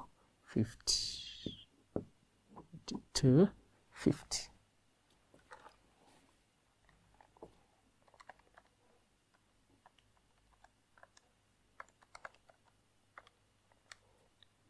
This 18,750. 18,750, which we're going to say is what? Adverse. Why? I had budgeted using a capacity of 9,000, but you ended up with a capacity of how much? 82.50. So your capacity has reduced from 9,000 to 82.50. That's why it is what? Adverse. Your efficiency variance will be your OAR per hour, standard hours of actual production minus actual hours, minus actual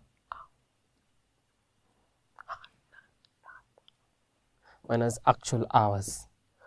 OAR is 25. Standard hours of actual production is 7,800 minus actual hours of 82.50.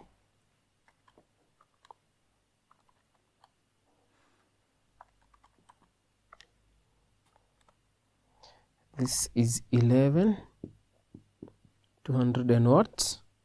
50.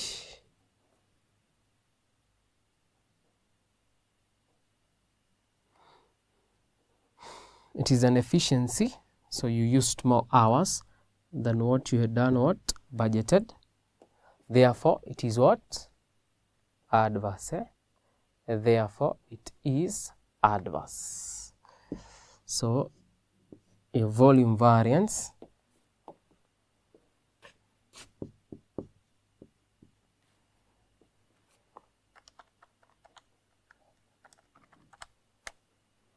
$30,000.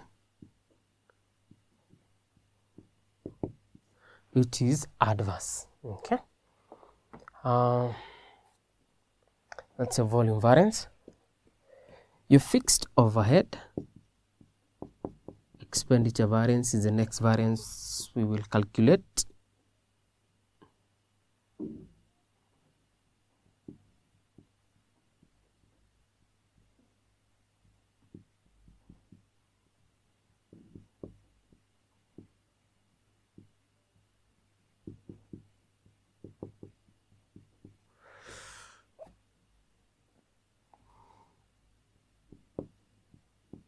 Which you said simply is the difference between budgeted fixed overheads and your actual fixed what? Overheads. Your budgeted fixed overheads are the product of your budgeted hours and your overhead absorption rate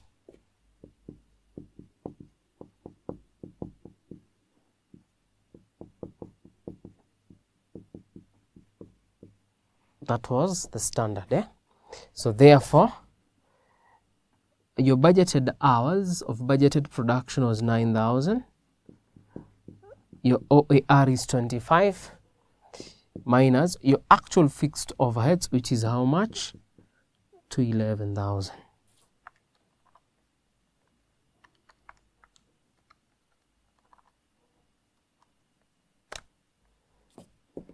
That will give you 14,000. Then we need to identify whether it is variable or what, whether it is favorable or adverse. You had budgeted to spend 225, ended up spending 211, so therefore it is what? Favorable. It is favorable. Your fixed overhead cost variance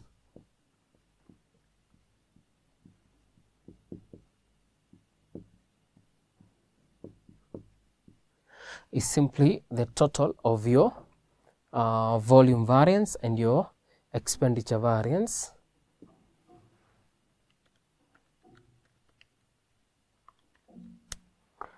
which in this case will be 16,000 what? Adverse will be 16,000 adverse.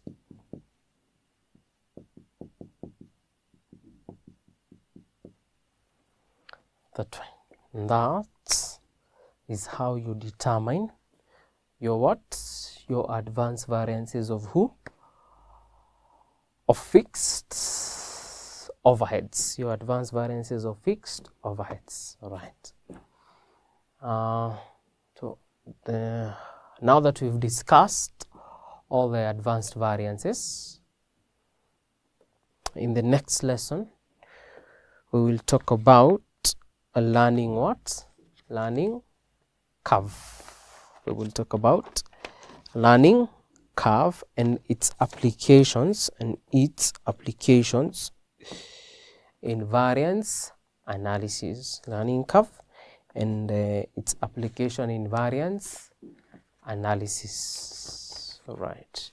So from me, goodbye.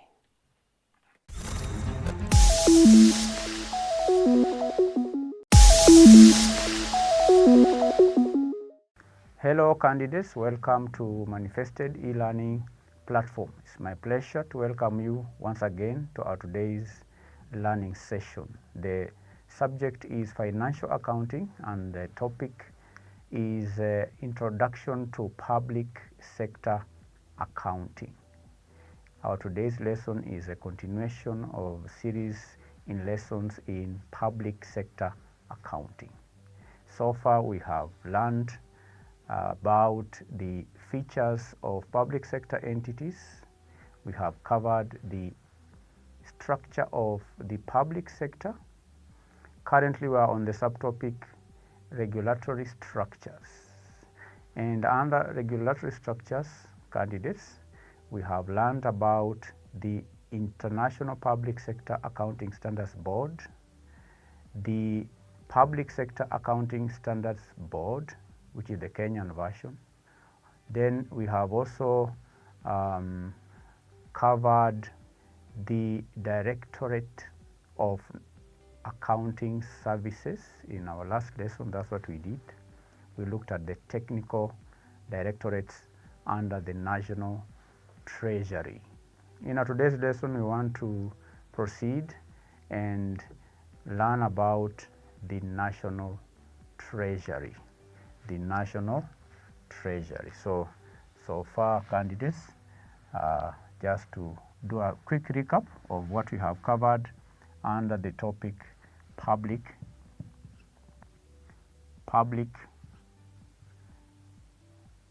sector. Under public sector accounting, public sector accounting, the public sector accounting, we have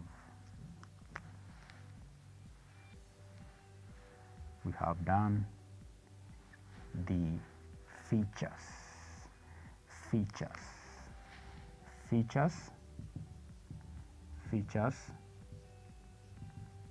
of public sector entities. We've also done the structure of public sector,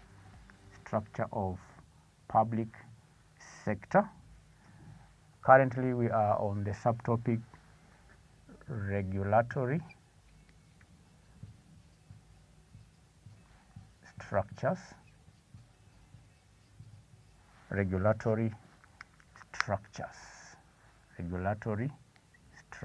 This is our current subtopic.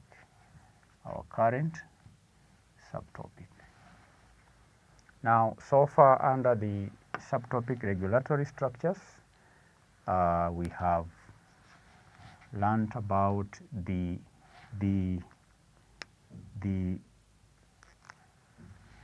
International Public Sector Accounting Standards Board, the Public Sector Accounting Standards Board, then the Directorate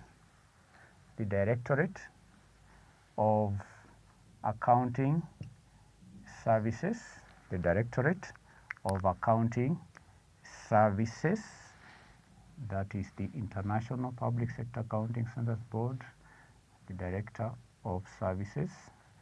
So this is covered under the regulatory structures and oversight.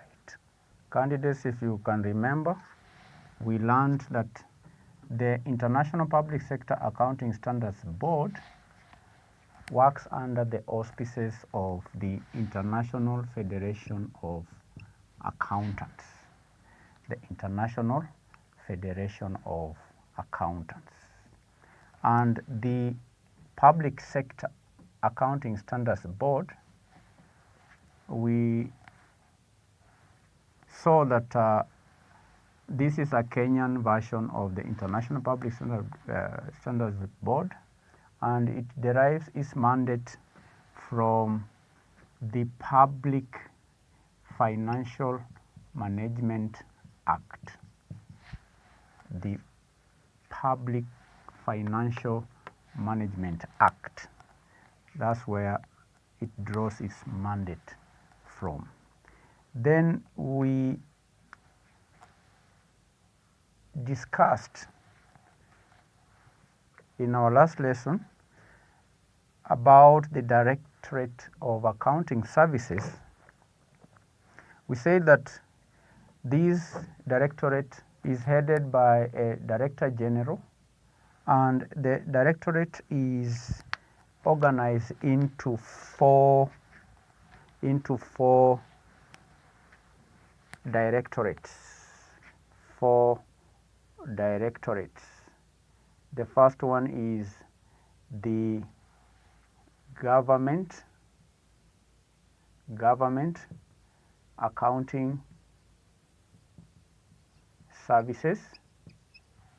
The second directorate is the internal audit department.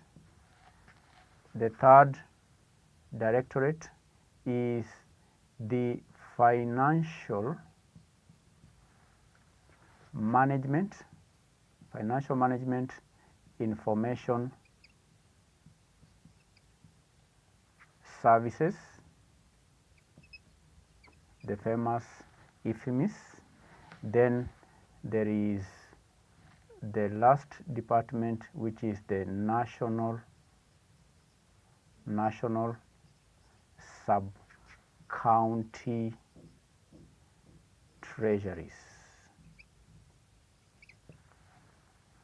So these are four directorates, and we gave 19 functions that are performed by these four directorates.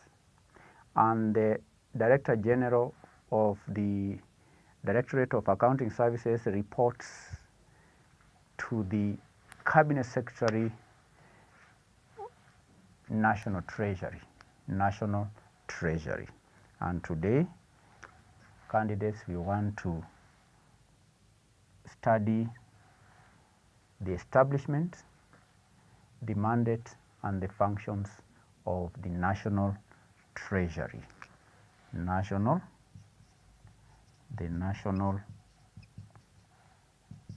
Treasury. The National Treasury. That's going to be our subject of our lesson today, the National Treasury. And here is the lesson objective. By the end of this lesson, you as the candidate should be able to explain the establishment, the mandate, and the functions of the National Treasury, which is a regulatory structure under public sector accounting. That is the lesson objective. Now, candidates, the establishment.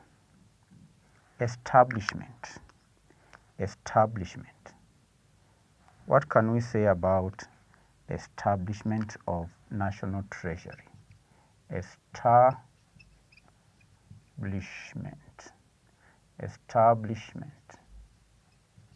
Establishment.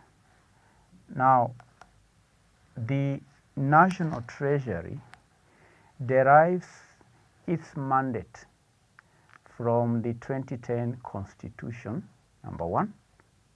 Number two, the Public Financial Management Act of 2012 and the Executive Order number 2 of the year 2013, which was about organization of government. Organization of government. So the National Treasury draws its mandate, or we can say, draws its mandate from number one, the Constitution, and specifically Article 225 of the Constitution. Number two is the Public Financial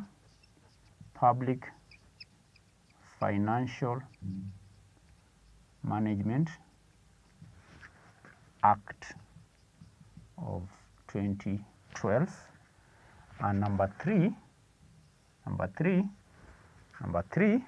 is the Executive Order. Executive Order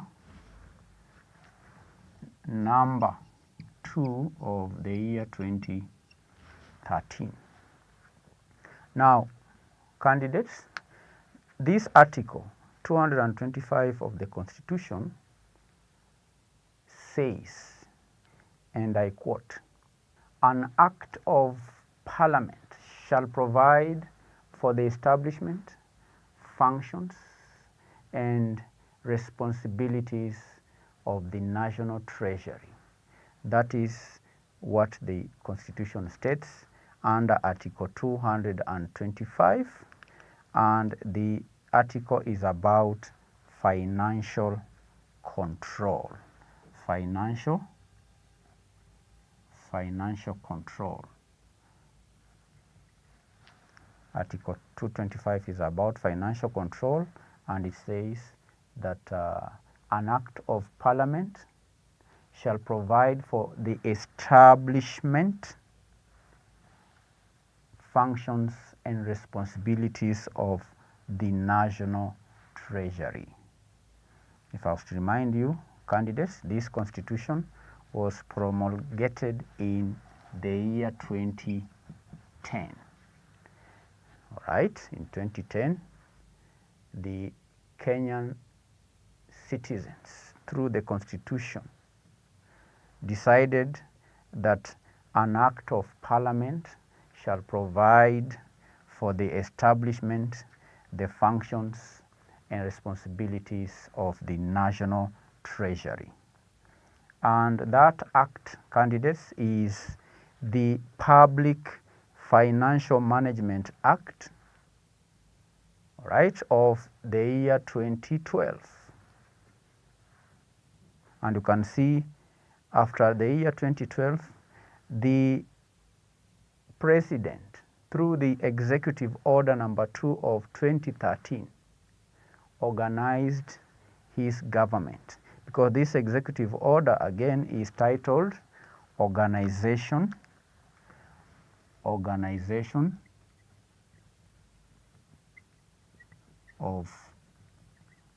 Government. The Executive Order, the second one in 2013, was about organization of government, and it superseded the Executive Order, the Presidential Circular of the year 2008. That's the history, okay, and establishment. So we have learned about establishment. How was it established? It's through these 3 articles all right? The Constitution, an Act of Parliament, and the Executive Order. Executive Order. I hope that is clear enough. Let's now move on to the functions and responsibilities of the National Treasury. We have seen the establishment. We need to move on and discuss the functions of the National Treasury, which is headed by the Cabinet Secretary to the National Treasury. So, functions of the National Treasury. Functions of the National Treasury. Treasury. The pass. This is the pass, the national pass. The national what? The national pass. National Treasury. Now, candidates, the first function of the National Treasury, the first function of the National Treasury,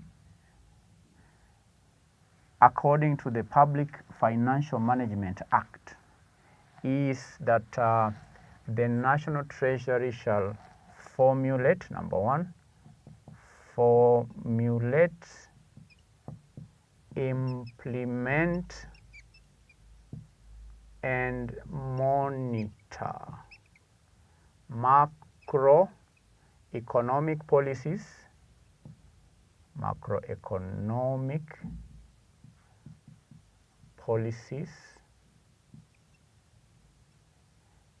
involving expenditure and revenue.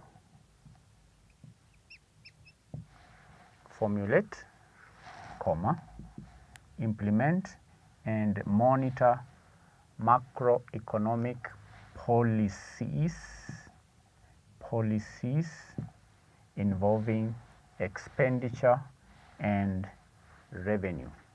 That is self-explanatory, because I'm well aware that you have covered macroeconomics. All right. Number two is to manage the level and composition of national public debt, national public debt, national guarantees and other financial obligations of the national government. Remember, he's the Cabinet Secretary is the head of the National Treasury. So he is to manage the level of and composition of the national debt, public national debt,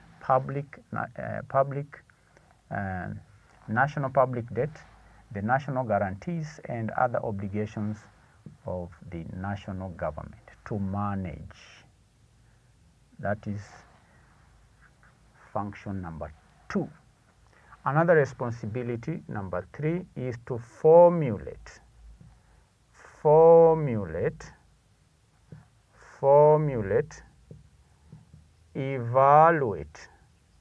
evaluate and promote economic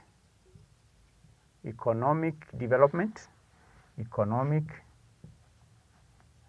development in conjunction with other national government entities, other national government entities, right? Formulate, evaluate, and promote economic development in conjunction with other national government entities, because the ministry cannot on its own promote economic development. It has to work with other ministries and other public sector entities. Right? That is number 3. Number 4, to mobilize domestic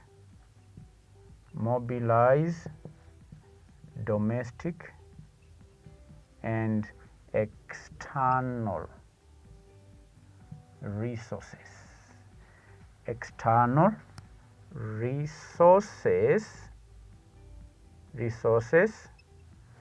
For what purpose? For financing budgetary requirements. Resources for financing national, we can even say financing both national government and county government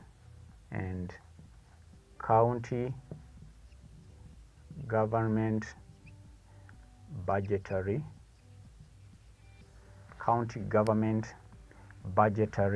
requirements. County government and national government budgetary requirements is supposed to mobilize both from within and from without. All right, domestic and external resources have to be mobilized by the National Treasury to ensure that the budgetary requirements of the national government and the county government are met. Then number 5, function number 5 is to do what? Function number 5 is to design and prescribe. The national government's function, a very important one, is to design and prescribe an efficient what? Efficient financial management system, efficient financial management system for the national government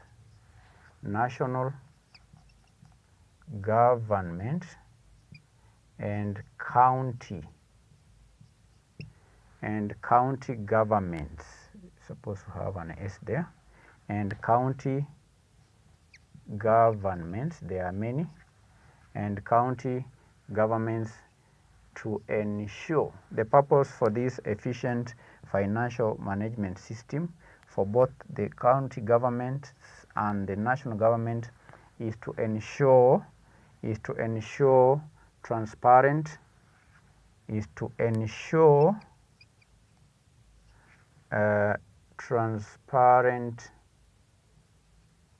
transparent financial management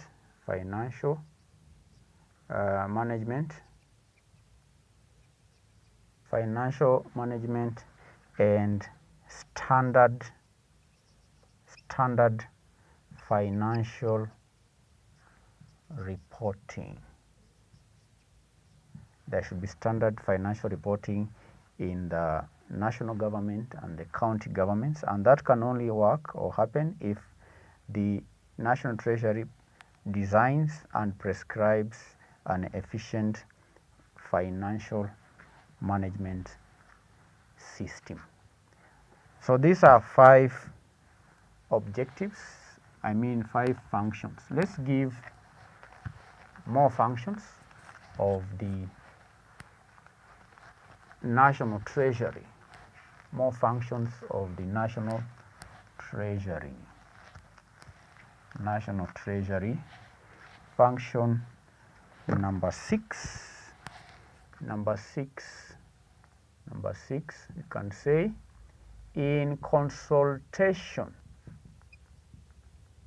with the Accounting Standards Board, the National Treasury should ensure the uniform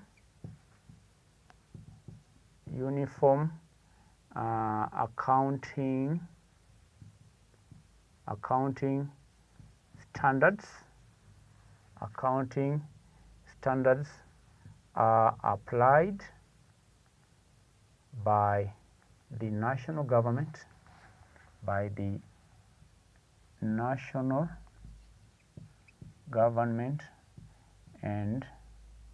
and public sector entities.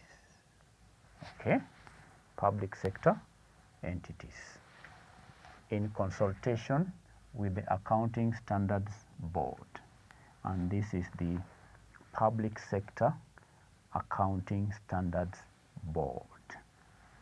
Number 7 is to develop policy.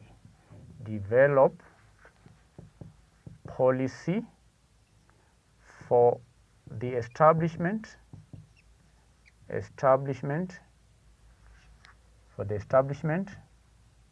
management,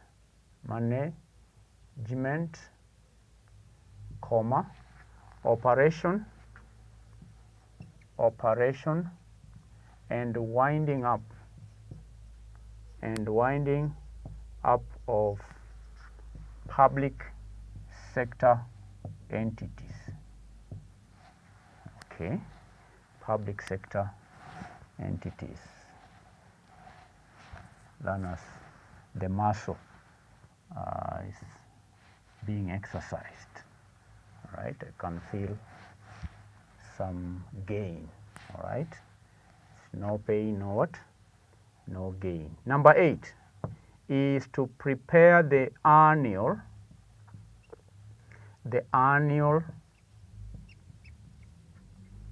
division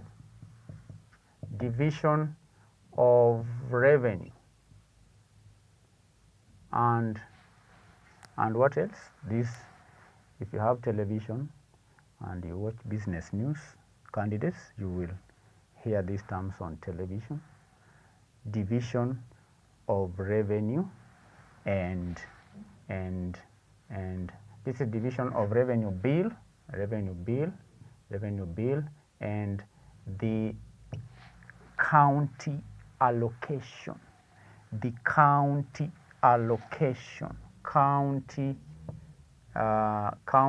allocation of revenue bill.